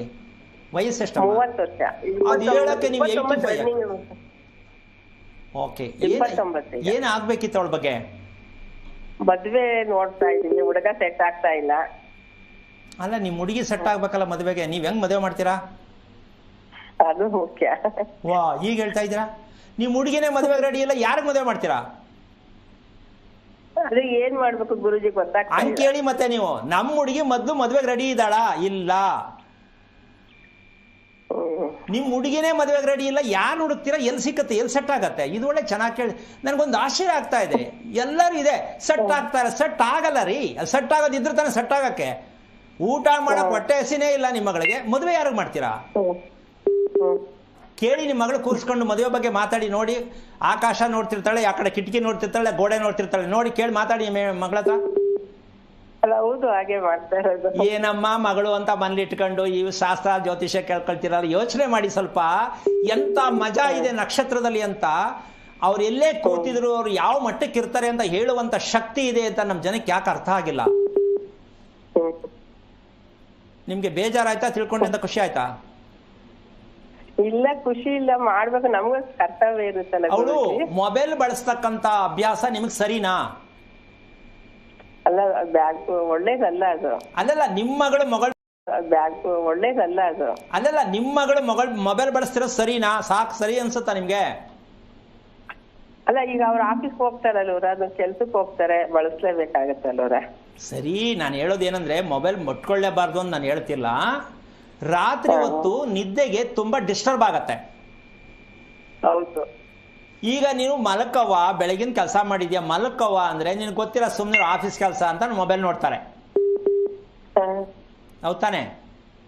ಹೌದು ಗುರುಜಿ. ಬೆಳಿಗ್ಗೆ ಏಳಿಸ್ಬೇಕಾದ್ರೆ ಕತೆ ನೋಡಿ ನಿಮ್ದು ಹೆಂಗಿರ್ತದೆ ಬೆಳಿಗ್ಗೆ ಹೊತ್ತು? ಹೌದಲ್ವಾ? ಹೌದು ಗುರುಜಿ. ಮದ್ವೆ ಯಾಕೆ ಮಾಡ್ತೀರಾ ನೋಡಿಯಪ್ಪ. ಯಾಕೆ ಅಂದ್ರೆ ದಯವಿಟ್ಟು ಹಂಗಂತ ಮದುವೆ ಮಾಡಬೇಡಿ ಅಂತ ನಾನು ಹೇಳ್ತಾ ಇಲ್ಲ. ಫಸ್ಟು ನಿಮ್ಮ ಮಗಳ ಕೆಲಸ ಕಳಿಸ್ತಾ ಇದ್ದೀರಾ, ಅದೇ ನಿಮ್ದು ಟೋಟಲಿ ಮದುವೆನೂ ಆಯ್ತು, ಮಕ್ಕಳು ಆಯ್ತು ಅಂತ ಅನ್ಕೋಬೇಕು ಒಂದ್ ಲೆಕ್ಕದಲ್ಲಿ. ಕಾರಣ, ನಿಮ್ಮ ಮಗಳ ಆರೋಗ್ಯ ಸ್ಥಿತಿಯನ್ನ ನೀವು ಗಮನಿಸದೇ ಇರುವ ಕಾರಣ, ನಿಮ್ಮ ಮಗಳ ಆರೋಗ್ಯ ಸ್ಥಿತಿಯನ್ನ ಗಮನಿಸದೇ ಇರುವ ಕಾರಣ ನಿಮ್ಮ ಮಗಳಿಗೆ ಮದುವೆ ಮಾಡ್ತೀನಿ ಅನ್ನೋದಕ್ಕಿನ್ನ ನನ್ನ ಮಗಳಿಗೆ ಮದುವೆ ಅವಳು ಮಾಡ್ಕೋತಾಳ, ಅವಳಿಗೆ ಮದುವೆ ಬಗ್ಗೆ ಇಷ್ಟ ಇದೆಯಾ, ಆಸಕ್ತಿ ಇದೆಯಾ, ಖುಷಿ ಇದೆಯಾ, ಇದನ್ನು ದಯವಿಟ್ಟು ಮೊದಲು ಅನುರಾಧ ನಕ್ಷತ್ರಕ್ಕೆ ಅಲ್ಲಿ ಅಕೌಂಟಲ್ಲಿ ಇರಲ್ಲ. ಮದುವೆ ಅನ್ನೋ ಅಕೌಂಟಲ್ಲಿ ಇರಲ್ಲ. ಅವ್ರದೇ ತೀರ್ಮಾನ, ಅವ್ರದೇ ರೂಲ್ಸು. ಅವ್ರು ಏನ್ ಮಾಡ್ತಾರೋ ಅದೇ ಆಗಬೇಕು. ಯಾರು ಹೇಳಿದ್ನ ಕೇಳಲ್ಲ, ಒಪ್ಕೊಳ್ಳಲ್ಲ. ಕರೆಕ್ಟ್ ಗುರುಜಿ. ಈಗ ಮದುವೆ ಯಾರಿಗೆ ಮಾಡ್ತೀಯ ನೀವೇ ಯೋಚನೆ ಮಾಡಿ. ಈ ತರ ಅಪ್ಪ ಅಮ್ಮಂದಿರು ಕರ್ನಾಟಕದಲ್ಲಿ ಎಷ್ಟೋ ಕೋಟಿ ಜನ ಇದ್ದಾರೆ. ನಮ್ಮ ಹೆಣ್ಗಟ್ಟು ಸೆಟ್ ಆಯ್ತಾ ಇಲ್ಲ, ನಮ್ಮ ಗಂಡಕ್ಕೆ ಸೆಟ್ ಆಯ್ತಾ ಇಲ್ಲ, ಹೆಂಗ್ರಿ ಸೆಟ್ ಆಯ್ತದೆ? ಯಾರ್ರೀ ಸೆಟ್ ಮಾಡಬೇಕಾಗಿರೋದು? ಅಪ್ಪ ಅಮ್ಮ ಸೆಟ್ ಮಾಡಬೇಕಿತ್ತು. ಯಾರನ್ನ? ಮಗುಗೆ ಮದುವೆಗೆ ಹೆಂಗ್ ಸೆಟ್ ಮಾಡಬೇಕು ಅಂತ. ಅದಕ್ಕೆ ಟ್ರೈನಿಂಗ್ ತಗೋಬೇಕು ಅಂತ ಇವತ್ತು ಹೇಳಿದ್ದು ಕಾರ್ಯಕ್ರಮದಲ್ಲಿ. ಕೇಳಿಸ್ಕೊಡಿ, ಕಾರ್ಯಕ್ರಮದಲ್ಲಿ ಕೊನೆ ಹಂತದಲ್ಲಿ ಇದೀನಿ ಅಂದ್ರೆ ವಿಚಾರವನ್ನು ಹೇಳ್ತಕ್ಕಂಥದ್ದು ಗಮನಿಸ್ಕೊಳ್ಳಿ. ಬೇಜಾರು ಮಾಡ್ಕೋಬೇಡಿ ದಯವಿಟ್ಟು. ಮದುವೆ ಮಾಡೋದು ಮುಖ್ಯ ಅಲ್ಲ. ನಿಮ್ಮ ಮಗಳ ಆರೋಗ್ಯ ಸ್ಥಿತಿಯನ್ನ ಸರಿಯಾಗಿ ಗಮನಿಸಿ. ಅನುರಾಧ ನಕ್ಷತ್ರಕ್ಕೆ ಅವಳಲ್ಲಿ ಏನು ಅನುಭವಿಸ್ತಾ ಇದ್ದಾಳೆ ಇದನ್ನ ತಿಳ್ಕೊಂಡು ದಯವಿಟ್ಟು ನೀವೇನು ಹುಡುಕ್ಬೇಕಾಗಿಲ್ಲ, ನೀವು ಸೆಟ್ಟಿಂಗ್ ಆಗ್ಬೇಕಾಗಿಲ್ಲ. ಆಟೋಮೆಟಿಕ್ ಅವರೇ ಬಂದು ಮದುವೆ ಮಾಡ್ಕೊಳ್ಳಿ ಅಂತ ಬರ್ತಾರೆ. ಇದು ತಿಳ್ಕೊಂಡ್ರೆ. ತಿಳ್ಕೊಳಕ್ ರೆಡಿ ಇದ್ದೀರಾ? ತಿಳ್ಕೊಳಕ್ ರೆಡಿ ಇರಿ. ಯೋಚನೆ ಮಾಡಬೇಡಿ. ಯಾವಾಗ ಆಗುತ್ತೋ ಅಂತ ಶಾಸ್ತ್ರ ಕೇಳಬೇಡಿ. ದೇವ್ರ ಮುಂದೆ ಕೂತ್ಕೊಂಡು ಅಳಬೇಡಿ. ಫಸ್ಟ್ ಅನುರಾಧ ನಕ್ಷತ್ರಕ್ಕೆ ಮದುವೆ ಜೀವನ ಚರಿತ್ರೆ ಹೇಗಿದೆ ತಿಳ್ಕೊಳ್ಳಿ. ಹೇಳ್ಕೊಡೋಣ ಬೇಕಾದ್ರೆ. ಒಳ್ಳೇದಾಗ್ಲಿ. ಓಕೆ, ಧನ್ಯವಾದಗಳು ಕಮಲಮ್ಮ ಕರೆ ಮಾಡಿದ್ದಕ್ಕಾಗಿ. ಗುರೂಜಿ ತಿಳಿಸ್ಕೊಡ್ತಾ ಇದ್ರೆ ಮುಂದಿನ ವಿಚಾರದತ್ತ ಹೋಗೋದಾದ್ರೆ, ಈಗ ಮನೆಯಲ್ಲಿ ಮಗಳಿಗೆ 30 ವರ್ಷ ಆಯ್ತು. ಪಾಪ ಏಜ್ ಆಗ್ತಾ ಇದೆ, ತಂದೆ ತಾಯಿ ಜವಾಬ್ದಾರಿ ಅಲ್ವೇನಮ್ಮ. ಹೌದು. ಈಗ ಮದುವೆ ಸೆಟ್ ಆಗ್ತಾ ಇಲ್ಲ, ಹುಡುಕ್ತಾ ಇದ್ದೀವಿ ಅಂತಲ್ಲ, ನಿನ್ಗೇನು ಅರ್ಥ ಆಗುತ್ತೆ ಇದರಲ್ಲಿ? ಮದುವೆ ಸೆಟ್ ಆಗ್ತಾ ಇಲ್ಲ ಹೌದು. ಒಂದು ಸುಳ್ಳು, ಹುಡುಕ್ತಾ ಇದ್ದೀವಿ ಇನ್ನೊಂದು ಸುಳ್ಳು. ಎಲ್ಲಿ ಹುಡುಕೋದು? ಅದನ್ನ ಮೆಡಿಕಲ್ ಸ್ಟೋರ್ ಇದೆಯಾ? ಅಲ್ಲ, ಕನ್ನಡ ಮಾತಾಡ್ತಾ ಇದ್ದೀವ ನಾವು ಅಂತ. ಇದು ಎರಡು ಸುಳ್ಳೆ ತಾನೆ. ಹೌದು. ಎಲ್ಲಿ ಹುಡ್ಕೋದು? ರಸ್ತೆ ಅಲ್ಲ. ಎಲ್ಲಿ ಹುಡ್ಕೋದು ಹುಡುಗನ ಹುಡುಗಿನ? ಓಕೆ, ಸೆಟ್ ಆಗೋದು ಅಂದ್ರೆ ಹೆಂಗೆ ಅಮ್ಮ? ಇದು ಹೆಂಗಾಗ್ತಾ ಇದೆ ಅಂದ್ರೆ, ಸೆಟ್ಟಿಂಗ್ ಅಂದ್ರೆ ಪುರೋಹಿತರು ಸೆಟ್ ಮಾಡಿದ್ರೆ ಇವರು ಸೆಟ್ ಆಯ್ತು ಅಂತ ಅರ್ಥ. ಅಪ್ಪ ಅಮ್ಮನಿಗೆ ಸೆಟ್ಟಿಂಗ್ ಗೊತ್ತಿಲ್ಲ, ಹುಡುಗ ಹುಡುಗಿಗೆ ಸೆಟ್ಟಿಂಗ್ ಗೊತ್ತಿಲ್ಲ, ಪುರೋಹಿತ ಹೇಳಿದ್ರೆ ಸೆಟ್ಟಿಂಗು, ಅದಾಗಲ್ಲ. ಇಲ್ಲಿ ಸೆಟ್ಟಿಂಗ್ ಆಗ್ಬೇಕಾಗಿರೋರು ಯಾರು? ಹುಡುಗ ಹುಡುಗಿ ಅಲ್ಲಮ್ಮ.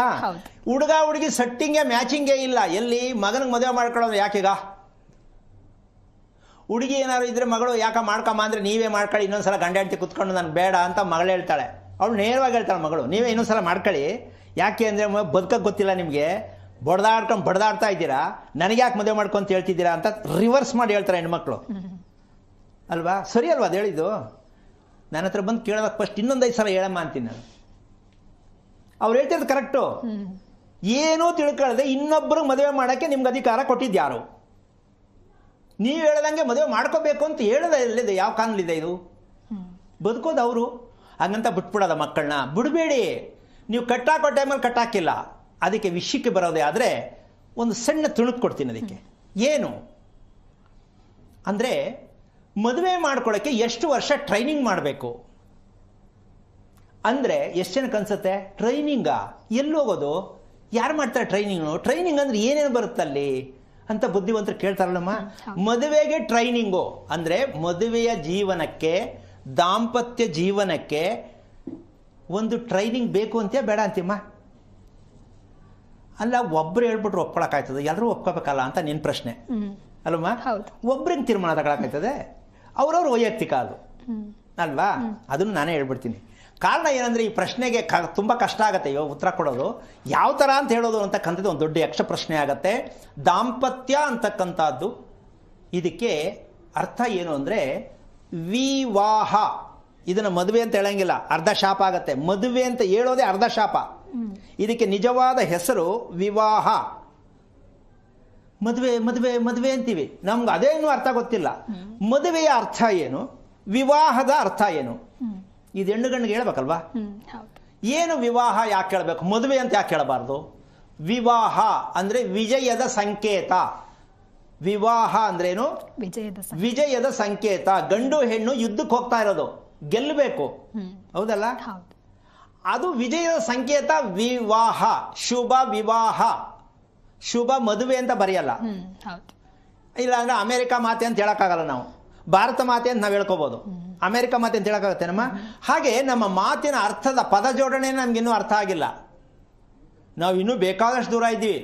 ನಮ್ಮ ಮಾತನ್ನ, ಪದಗಳನ್ನ ಹೇಗೆ ಸೇರಿಸ್ಬೇಕು, ಯಾವ ಅಕ್ಷರದ ಪಕ್ಕ ಯಾವ ಅಕ್ಷರ ಸೇರಿಸಿದ್ರೆ ಜೀವನದಲ್ಲಿ ಒಳ್ಳೇದಾಗತ್ತೆ ಅಂತ ತುಂಬ ಕಷ್ಟ. ಇಂಗ್ಲೀಷಲ್ಲೇ ಸೇರಿಸ್ಕೊಂಡು ಹೋಗ್ತಾ ಇರೋದು ನಾವು, ಫಾರಿನ್. ಆ ಉದ್ದೇಶಕ್ಕೋಸ್ಕರವಾಗಿ ಸ್ವಯಂ ಪ್ರತಿಭೆ. ಏನು? ಸ್ವಯಂ ಪ್ರತಿಭೆ ಅಂದ್ರೆ ಬೆಳಕು. ಜೀವನದಲ್ಲಿ ಬೆಳಕು ಬೇಕಾ ಬೇಡವಾ? ಬೇಕು. ಈ ಬೆಳಕಿಗಾಗಿ 25 ವರ್ಷ ಒಂದು ಹೆಣ್ಣು ಒಂದು ಗಂಡು, 25 ವರ್ಷ ಅದರಲ್ಲೂ ಪತಿ ಬರ್ತದೆ, ಗಂಡಿಗೆ ಬರುತ್ತೆ, ಹೆಣ್ಣಿಗೆ ಬರಲ್ಲ. ಈ ರೂಲ್ಸು ಯಾಕೆ ಅಂದ್ರೆ, ಶ್ರೀರಾಮಚಂದ್ರನಂತೆ ಗಂಡ ಇದ್ದಾಗ ಸೀತೆಯಂತ ಹೆಂಡತಿ ಆಗ್ತಾಳೆ. ಶ್ರೀರಾಮಚಂದ್ರನಂತೆ ಗಂಡ ಇದ್ದಾಗ 17 ವರ್ಷಕ್ಕೆ ಏನೇನೋ ಮಾಡಕ್ ಹೋಗ್ಬಿಟ್ರೆ ಶ್ರೀರಾಮಚಂದ್ರ ಆಯ್ತಾನ ಅವನು? ಇಲ್ಲ. ಈ ಹೆಂಡತಿ ಸೀತೆ ಸಿಕ್ಕಲ್ಲ. ಅದೇನೋ ಬೇರೆ ಹೆಸರು ಬೇಡ, ಅದು ಹೇಳೋದು ಬೇಡ. ಒಟ್ಟಾರೆಯಾಗಿ ಪತಿದೇವರು, ಒಂದು ಗಂಡು ಅಂತಕ್ಕಂಥದ್ದು ಸಂತಾನಕ್ಕೆ ಒಡೆಯನಾಗಿರ್ತಕ್ಕಂಥವನು, ಕುಟುಂಬಕ್ಕೆ ಯಜಮಾನಿಕೆ ಆದಂಥವನು, ಮುಂದೆ ಸಂತಾನಕ್ಕೆ ಪೂರ್ಣವಾದ ಜವಾಬ್ದಾರಿ ತಗೊಳ್ತಕ್ಕಂಥವನು, ವಿದ್ಯೆ ಬುದ್ಧಿ ಎಲ್ಲದಕ್ಕೂ ಕಾರಣ ಆಗ್ತಾನೆ ತಂದೆ. ಅದಕ್ಕೋಸ್ಕರವಾಗಿ 25 ವರ್ಷಗಳ ಕಾಲ ಮದುವೆ ದಾಂಪತ್ಯಕ್ಕೆ ಒಂದು ಟ್ರೈನಿಂಗ್ ನಡೀಲೇಬೇಕು. ಗಾಬರಿ ಆಗಬೇಡಿ, ಇದೇನು ಟ್ರೈನಿಂಗ್ ಅಂದ್ರೆ ಹೆಂಗಿದು ಅಂತ ಹೇಳ್ಕೊಟ್ಟಾಗ ನಿಮಗೆ ಅರ್ಥ ಆಗತ್ತೆ. ಹೌದಲ್ವಾ, ಎಷ್ಟು ಸತ್ಯ ಇದೆ. ದಾಂಪತ್ಯ ಜೀವನಕ್ಕೆ ಮದುವೆಗಾಗಿ ಟ್ರೈನಿಂಗ್ 25 ವರ್ಷ. ಗಂಡು ಹುಡುಗನಿಗೆ ಮದುವೆಯಾಗ ವರನಿಗೆ 25 ವರ್ಷ ಆಗಲೇಬೇಕು. ಹೆಣ್ಣಿಂದ ಅವಕಾಶ ಆದಾಗ ಹೇಳೋಣ. ಯಾಕದು 25 ವರ್ಷ ಅಂದರೆ, ಮನುಷ್ಯನ ಆಯಸ್ಸು ಎಷ್ಟು ಅಂತ ತಿಳ್ಕೊಂಡಿದೀವಮ್ಮ ನಾವು? 100 ವರ್ಷ. 100 ವರ್ಷ ಬದುಕಬೇಕು ಅಂತ ಇಷ್ಟಪಡ್ತೀವಿ. 100 ವರ್ಷ ಬದುಕಲೇಬೇಕು ಅನ್ನೋದೇ ಆದರೆ, ಇನ್ನೊಂದ್ಸಲ ಹೇಳ್ತೀನಿ, 100 ವರ್ಷ ಬದುಕಲೇಬೇಕು ಈ ಭೂಮಿಯಲ್ಲಿ ಅನ್ನೋದಾದರೆ, ಭಗವಂತನ ಸ್ಕೀಮ್ ಅಂತೂ 100 ವರ್ಷನೇ. ನಿಮ್ಮ ಸ್ಕೀಮಲ್ಲಿ ಇಲ್ಲ. 25-30 ಟಾಟ ಬೋರ್ಡ್ ಹಾಕ್ಬಿಟ್ಟಿರ್ತಾರೆ, ಶ್ರದ್ಧಾಂಜಲಿ ಅಂತ. ಅಯ್ಯಯ್ಯೋ, ನೆನ್ನೆ ಇದ್ದ, ಯಾಕೆ ಬೆಳಿಗ್ಗೆ ಹಿಂಗಾದ? ಯಾಕೆ ಅಂದರೆ ಇದು ನಾವು ಮಾಡ್ಕೊಳ್ತಾ ಇರುವಂತಹ ಟ್ರೈನಿಂಗ್ ಇಲ್ಲದ ಜೀವನ. ಈ ಟ್ರೈನಿಂಗ್ ಇದ್ದರೆ ಬೇಗ ಸಾಯಲ್ಲ. ಭಗವಂತ ಕೊಟ್ಟಿರೋ ಸ್ಕೀಮ್ನ ಮುಗಿಸ್ತೀವಿ. ನಾವು ಟ್ರೈನಿಂಗ್ ಇಲ್ಲದೆ ಮದುವೆ ಮಾಡ್ಕೊಳ್ಳೋ ದೆಸೆಯಿಂದ ಯಾವಾಗ ಸ್ಮರಣೆ ಆಗ್ತಾರೋ ಶ್ರದ್ಧಾಂಜಲಿ ಆಗ್ತಾರೋ ಗೊತ್ತಿಲ್ಲ, ಯಾರಿಗೇ ಆಗಲಿ. ಅದಕ್ಕೆ ಟ್ರೈನಿಂಗ್ ಬೇಕು. ಈ 25 ವರ್ಷಗಳ ಕಾಲ ಏನು ಟ್ರೈನಿಂಗ್ ಬೇಕು ಅಂದರೆ, 75 ವರ್ಷ ಬದುಕೋಕ್ಕೆ ಈ 25 ವರ್ಷ ಟ್ರೈನಿಂಗ್ ಬೇಕು. 100 ವರ್ಷ ದಾಂಪತ್ಯ ಬದುಕಬಹುದು ಅಂತ ತೋರಿಸುವಂಥ ಶಕ್ತಿ ನಮ್ಮ ಭಾರತ ದೇಶಕ್ಕಿದೆ. 100 ವರ್ಷ ಗಂಡ ಹೆಂಡತಿ ಬದುಕಬಹುದು, ಜೊತೆಯಲ್ಲಿ ದಾಂಪತ್ಯ ದೀರ್ಘಾಯುಷ್ವಂತರಾಗಿ ಬದುಕಬೇಕು. ಅದು ರೀ ಕುಟುಂಬ, ಅದು ರೀ ವಂಶ. ಯಾರ ಮನೇಲಿ ನೋಡಿ 25ಕ್ಕೆ ಹೋಗ್ಬಿಟ್ಟ, 30ಕ್ಕೆ ಹೋಗ್ಬಿಟ್ಟ, ಆಕ್ಸಿಡೆಂಟ್ ಆಗೋಯ್ತು, ವಿಷ ಕುಡಿದ್ರು, ನಾಯಿ ಕಚ್ಚಿಬಿಡ್ತು, ಇಲಿ ಕಚ್ಚಿಬಿಡ್ತು, ಇದೇ ದುರಂತಗಳು. ಅಂದರೆ ನಾವು ಟ್ರೈನಿಂಗ್ ಇಲ್ಲದ ಕುಟುಂಬವನ್ನು ಮಾಡುತ್ತಿರುವ ಕಾರಣ, ತಿಳಿಯದಿರುವ ಕಾರಣ, ಅಜ್ಞಾನತ್ವದಲ್ಲಿ ಕತ್ತಲೆಯಲ್ಲಿ ಕಣ್ಣಿದ್ದು ಕೂತ್ಕೊಂಡಿರುವ ಕಾರಣ, ಯಾರ ಮನೆಯಲ್ಲಿ ಯಾವತ್ತು ಯಾರು ಯಾವಾಗ ಹುಷಾರು ತಪ್ಪುತ್ತೋ, ಯಾರು ಯಾವಾಗ ಏನು ಆಗ್ತಾರೋ, ಎಂತಹ ಒಂದು ವಿಚಿತ್ರವಾದ ಜೀವನವನ್ನು ನಾವು ಬದುಕ್ತಾ ಇದ್ದೀವಿ. ಸ್ವಲ್ಪ ಯೋಚನೆ ಮಾಡಿ. ಟ್ರೈನಿಂಗ್ ಬೇಕಾ ಅಲ್ವಾ? ಟ್ರೈನಿಂಗ್ ಅರ್ಥ ಹೇಳ್ತೀನಿ, ಯೋಚನೆ ಮಾಡಬೇಕು. ಟ್ರೈನಿಂಗ್ ಅಂದರೆ ಏನು ಅಂತಕ್ಕಂಥದ್ದು. ಸ್ವಯಂ ಪ್ರತಿಭೆ, ಸ್ವಯಂ ಬೆಳಕು ಅಂತಕ್ಕಂಥದ್ದು. ಏನು ಸ್ವಯಂ ಪ್ರತಿಭೆ, ಸ್ವಯಂ ಬೆಳಕು ಅಂತಕ್ಕಂಥದ್ದು? 25 ವರ್ಷದಲ್ಲಿ ಅಂಥ ಸಾಧನೆ ಮಾಡಬೇಕಾಗಿರೋ ಟ್ರೈನಿಂಗ್ ಯಾವುದು ಅನ್ನೋದೇ ಆದರೆ, ಒಂದು ಟ್ರಯಲ್ ರೀತಿಯಲ್ಲಿ ಒಂದು ವಿಚಾರ ಹೇಳ್ತೀನಿ. ಇದು ಹೊಸ್ತೇನೆಲ್ಲ ಹೇಳ್ತಾನೆ ಇದ್ದೀನಿ, ಆದರೆ ಪರ್ಟಿಕ್ಯುಲರ್ ಇದಕ್ಕೆ ಇದು ಬೇಕು ಅಂತ ಸೇರಿಸಿ ಇವತ್ತು ಹೇಳ್ತಾ ಇದ್ದೀನಿ ಅಷ್ಟೇ. ಈ ವಿಚಾರ ಏನು ಹೊಸದೇನಲ್ಲ. ಏನು ಅಂದರೆ, ಕರೆಕ್ಟ್ ರೀತಿಯಲ್ಲಿ ಯಾರೂ ಏಳಿಸ್ದೆ, ಅಲಾರಾಮ್ ಕೊಟ್ಕೊಳ್ಳದೆ, ಕರೆಕ್ಟ್ ಟೈಮಲ್ಲಿ ಎಷ್ಟು ಗಂಟೆಗೆ ಒಬ್ಬ ಮನುಷ್ಯನಾದವನು, ಆರೋಗ್ಯವಂತ ಮನುಷ್ಯ ಎಷ್ಟೊತ್ತಿಗೆ ಎಚ್ಚರಿಕೆ ಆಗಬೇಕು, ಬೆಡ್ ಬಿಟ್ಬಿಡಬೇಕು, ಎಷ್ಟೊತ್ತಿಗೆ ಮಲಗಬೇಕು, ಯಾರು ಬೆಡ್ ಬಿಟ್ಬಿಡಬೇಕು, ಎಷ್ಟೊತ್ತಿಗೆ ಮಲಗಬೇಕು, ಯಾರು ಹೇಳ್ದೆ, ಗಡಿಯಾರ ನೋಡದೆ, ನಿದ್ದೆ ಬರ್ತಾ ಇದೆ, ಊಟ ಇರಲಿ ಮಾಡಿರಲಿ ಮಾಡದೇ ಇರಲಿ, ಹೋಗಿ ಮಲ್ಕೊಂಡ್ಬಿಡ್ತೀನಿ, ಮಲ್ಕೊಂಡ್ಬಿಡ್ಬೇಕು. ಮಲ್ಕೊಂಡ ತಕ್ಷಣ ನಿದ್ದೆ ಬಂದ್ಬಿಡ್ಬೇಕು. ನಿದ್ದೆ ಅವ್ರನ್ನ ಕರ್ಕೊಂಡೋಗಿ ಬೆಡ್ಗೆ ಬೀಳಿಸ್ಬೇಕು. ಇವ್ರು ಹೋಗ್ಬಿಟ್ಟು ನಿದ್ದೆಗೆ ಯೋಚನೆ ಮಾಡೋದಲ್ಲ. ಇವ್ರು ಯಾರು ಮಲ್ಕೊಳ್ಳೋಕ್ಕೆ ಟೈಮ್ ನೋಡ್ಕೊಂಡು ಕಾಯ್ತಾರೆ, ಮೊಬೈಲ್ ನೋಡ್ಕೊಂಡು ಟಿ ವಿ ನೋಡ್ಕೊಂಡು ಕಾಯ್ತಾರೆ, ಅವರು ಸತ್ತಿದ್ದಾರೆ ಅಡ್ವಾನ್ಸ್ ಆಗಿ. ಏನಪ್ಪ ಅಂದರೆ, ಅನಾರೋಗ್ಯ ಪೂರ್ಣವಾಗಿ ಚಾಚ್ಕೊಂಡಿರುತ್ತೆ, ಹೇಳ್ಕೊಳಕ್ಕಾಗಲ್ಲ. ಅಪ್ಪಿತಪ್ಪಿ ಯಾವಾಗಲೂ ಒಂದ್ಸಲ ಮಾತ್ರೆ ನುಂಗ್ಕೊಂಡು ಇರ್ತಾರೆ, ನಾನು ಚೆನ್ನಾಗಿದ್ದೀನಿ ಅಂತ ಹೇಳ್ತಾರೆ. ಅಂತೂ ಅರ್ಧ ಸತ್ತಿರ್ತಾರೆ. ಯಾರು? ನಿದ್ದೆಯನ್ನು ಬರಿಸಿಕೊಳ್ಳುವವರು ಅರ್ಧ ಸತ್ತಿದ್ದಾರೆ. ನಿದ್ದೆನೇ ಅವರನ್ನು ಕರ್ಕೊಂಡು ಹೋಗೋದು 100 ವರ್ಷ ಇರ್ತಾರೆ. ಒಪ್ಕೋಬೋದಲ್ಲ? ಈ 100 ವರ್ಷ ಅವಧಿಗೆ ಆಯಸ್ಸೇ ಇಲ್ಲದೆ ಇದ್ದ ಮೇಲೆ ಮದುವೆ ಯಾಕೆ ಮಾಡ್ತೀರಾ? ಇಲ್ಲಿ ಪುರೋಹಿತರು ಹೇಳ್ತಕ್ಕಂಥದ್ದು, ಇವತ್ತು ನಾನು ಫಸ್ಟ್ ಪ್ರಾರಂಭದಲ್ಲೇ ಯಾಕೆ ಆ ವಿಚಾರವನ್ನು ನಾನು ಕಮ್ಮಂಗಿಗಳು ಅಂತ ಹೇಳಿದೆ ಅಂದರೆ, ಈ ವಿಷಯವನ್ನು ನಾನು ಹೇಳಲೇಬೇಕು. ಹಂಗಾದರೆ ನಿಮ್ಮ ಸಲಹೆ ಏನು ಅಂತ ನೀವೆಲ್ಲ ಕೇಳ್ತೀರಾ. ನೀವೇನು ಹೇಳ್ತೀರಾ ಹಂಗಾರೆ ಸತ್ಯ ಅಂತ ನಾವ್ ಹೆಂಗೆ ನಂಬಬೇಕು ಅಂತ ಅನ್ಕೋತೀರಾ? ಹೌದಲ್ಲಮ್ಮ? ಹೇಳಲೇಬೇಕಲ್ಲ. ಅದಕ್ಕೋಸ್ಕರವಾಗಿ ನಿದ್ದೆ, ಎಚ್ಚರ, ಇದು ಎರಡು ಮಕ್ಕಳಿಗೆ ಅತಿ ಮುಖ್ಯವಾಗಿ ಕಲಿಸೋವಂಥ ಪ್ರಯತ್ನ ಯಾವ ಮನೆಯಲ್ಲಿ ನಡೀತಾ ಇದೆ ಸ್ವಲ್ಪ ಯೋಚನೆ ಮಾಡಿ. ದೊಡ್ಡವ್ರು ಬೇಡ, ಮದುವೆ ಆಗೋದು ಬೇಡ. ಯಾವ ಮಕ್ಕಳಿಗೆ ಹೆಣ್ಣಾಗಲಿ ಗಂಡಾಗಲಿ ತಂದೆ ತಾಯಿಗಳಿಗೆ ನಾನು ಒಂದು ಪ್ರಶ್ನೆ ಕೇಳ್ತೀನಿ. ಮಕ್ಕಳು ಸ್ವಯಂ ಪ್ರತಿಭೆ, ಸ್ವತಂತ್ರವಾಗಿ ಬದುಕಬೇಕು ಅಂತ ಇಷ್ಟಪಡುವ ಅಪ್ಪ ಅಮ್ಮಂದಿರು, ಚೆನ್ನಾಗಿ ಮುಂದೆ ಬಾಳಬೇಕು, ನೀನು ಒಳ್ಳೆ ವಿದ್ಯಾವಂತ ಬುದ್ಧಿವಂತ ಆಗಬೇಕು ಅಂತ ಹೇಳ್ತಕ್ಕಂಥ ತಂದೆ ತಾಯಿಗಳು, ಮಗುವಿನ ಎಚ್ಚರ ಮತ್ತು ನಿದ್ದೆಯನ್ನು ಗಮನಿಸುತ್ತಿರುವ ತಂದೆ ತಾಯಿಗಳು ದೇಶದಲ್ಲಿ 95% ಇಲ್ಲ ಅಂತ ನಾನು ಅನ್ಕೊಂಡಿದ್ದೀನಿ. 5% ಉಳಿಸೋಣ, ಯಾಕಂದ್ರೆ ಮರ್ಯಾದೆ ಹೋಗಬಾರ್ದು ಅಂತ. 95% ಮಗುವಿನ ನಿದ್ದೆಯಲ್ಲಿ ಮಗುವಿನ ಆಯಸ್ಸಿದೆ, ಮಗುವಿನ ಶಕ್ತಿ ಇದೆ, ಮಗುವಿನಲ್ಲಿ ದೈವತ್ವ ಇದೆ, ಮಗು ಏನು ಬೇಕಾದರೂ ಮಾಡಿ ಸಂಪಾದನೆ ಮಾಡಿ ಬದುಕ್ತಾನೆ. ಇವೆಲ್ಲವೂ ಇದೆ ಅಂದರೆ ಸ್ವಯಂ ಪ್ರಕಾಶ, ಆ ಬೆಳಕು ಅನ್ನೋದೇ ಭಗವಂತ, ಚೈತನ್ಯ ಅನ್ನೋದೇ ಒಂದು ಶಕ್ತಿ. ಅದು ಮಗುವಿನ ಟೈಮ್ ಟೇಬಲ್ ಯಾವುದು ಅಂದರೆ, ಕರೆಕ್ಟ್ ಟೈಮ್ಗೆ ಒಂದೇ ಟೈಮು 7 ಗಂಟೆಗೆ ಮಲ್ಕೊಂಡ್ಬಿಡ್ತಾನೆ. ಕೆಲವರು ಇದ್ದಾರೆ, ಇಲ್ಲ ಅಂತಿಲ್ಲ. 7 ಗಂಟೆ ಏನೇ ಆಗಲಿ ಬಿಡಲಿ ಮಲ್ಕೊಳ್ತಾರೆ. ಬೆಳಗ್ಗೆ ಆಟೋಮೆಟಿಕ್ಕಾಗಿ ಯಾರು ಹೇಳ್ಸೋದು ಬೇಡ, ಆಟೋಮೆಟಿಕ್ ಹೇಳ್ತಾರೆ. ಅವ್ರಿಗ್ರಿ ಮದುವೆ ಮಾಡಬೇಕಾಗಿರೋದು. ಶಾಸ್ತ್ರ ಕೇಳಬೇಡ್ರಿ, ದೇವ್ರ ಹತ್ರ ಕೂತ್ಕೊಂಡು ಎಳಿಬೇಡ್ರಿ. ಸ್ವಯಾರ್ಜಿತವಾಗಿ ಮಲಗುವ ಅಭ್ಯಾಸ, ಸ್ವಯಾರ್ಜಿತವಾಗಿ ಏಳುವ ಅಭ್ಯಾಸ ಯಾವ ಹೆಣ್ಣಿಗೆ ಗಂಡಿಗಿದೆ ಅವರಿಗೆ ಮದುವೆ, ಅದೇ ಶುಭ. ಅಮಾವಾಸ್ಯೆ ದಿನ ಬೇಕಾದ್ರೆ ಮಾಡಿ, ಅರ್ಧ ರಾತ್ರಿ ಮದುವೆ ಮಾಡಿ, ಲವ್ವಾರು ಮಾಡ್ಕೊಳ್ಳಿ. ಯಾಕೆಂದ್ರೆ ಈ ಥರ ಹೇಳೋರು ಕರೆಕ್ಟ್ ಟೈಮ್ಗೆ ಮಲಗೋದು ಹೇಳೋರು ಲವ್ ಮಟ್ಟಕ್ಕೆ ಹೋಗೋದೇ ಇಲ್ಲ.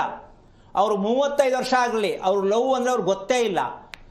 ಈಗಿನ ಪರಿಸ್ಥಿತಿ ಹೆಂಗಿದೆ ಅಂದರೆ 7ನೇ ಕ್ಲಾಸೇ ಓದಿಲ್ಲ, ಲವ್ ಅಂದರೆ ಎದ್ದು ನಿಂತ್ಕೊಂಡ್ಬಿಡುತ್ತೆ ಹುಡುಗ ಹುಡುಗ್ರಿ ಆ ಮಟ್ಟಕ್ಕೆ. ಯಾಕೆ ಅಂದರೆ ನಿದ್ದೆ ಗೊತ್ತಿಲ್ಲ, ಎಲ್ಲ ಅರಪ್ರಜ್ಞೆಲಿ ಇದ್ದಾರೆ.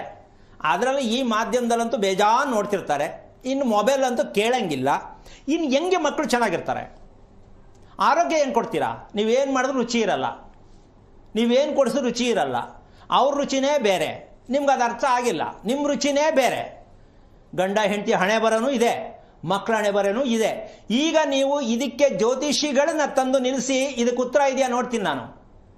ಕರೆಕ್ಟ್ ಟೈಮ್ಗೆ ಮಲಗೋದು, ಕರೆಕ್ಟ್ ಟೈಮ್ಗೆ ಹೇಳೋದು, ಅಲಾರಾಮ್ ಇಲ್ಲದೆ ಯಾರು ಹೇಳಿಸ್ತೆ ಅಮ್ಮ, ಅವರು ಶಕ್ತಿವಂತರು, ಆರೋಗ್ಯವಂತರು, ದೀರ್ಘಾಯುಷ್ವಂತರು. ಅವ್ರಿಗೆ ನೀವೇನು ಹೇಳಿದ್ರು ಕೇಳ್ತಾರೆ, ಒಪ್ಕೋತಾರೆ, ಆರೋಗ್ಯವಾಗಿರ್ತಾರೆ, ನಗ್ನಗ್ತಾ ಇರ್ತಾರೆ, ಗುಣವಂತರಿರ್ತಾರೆ.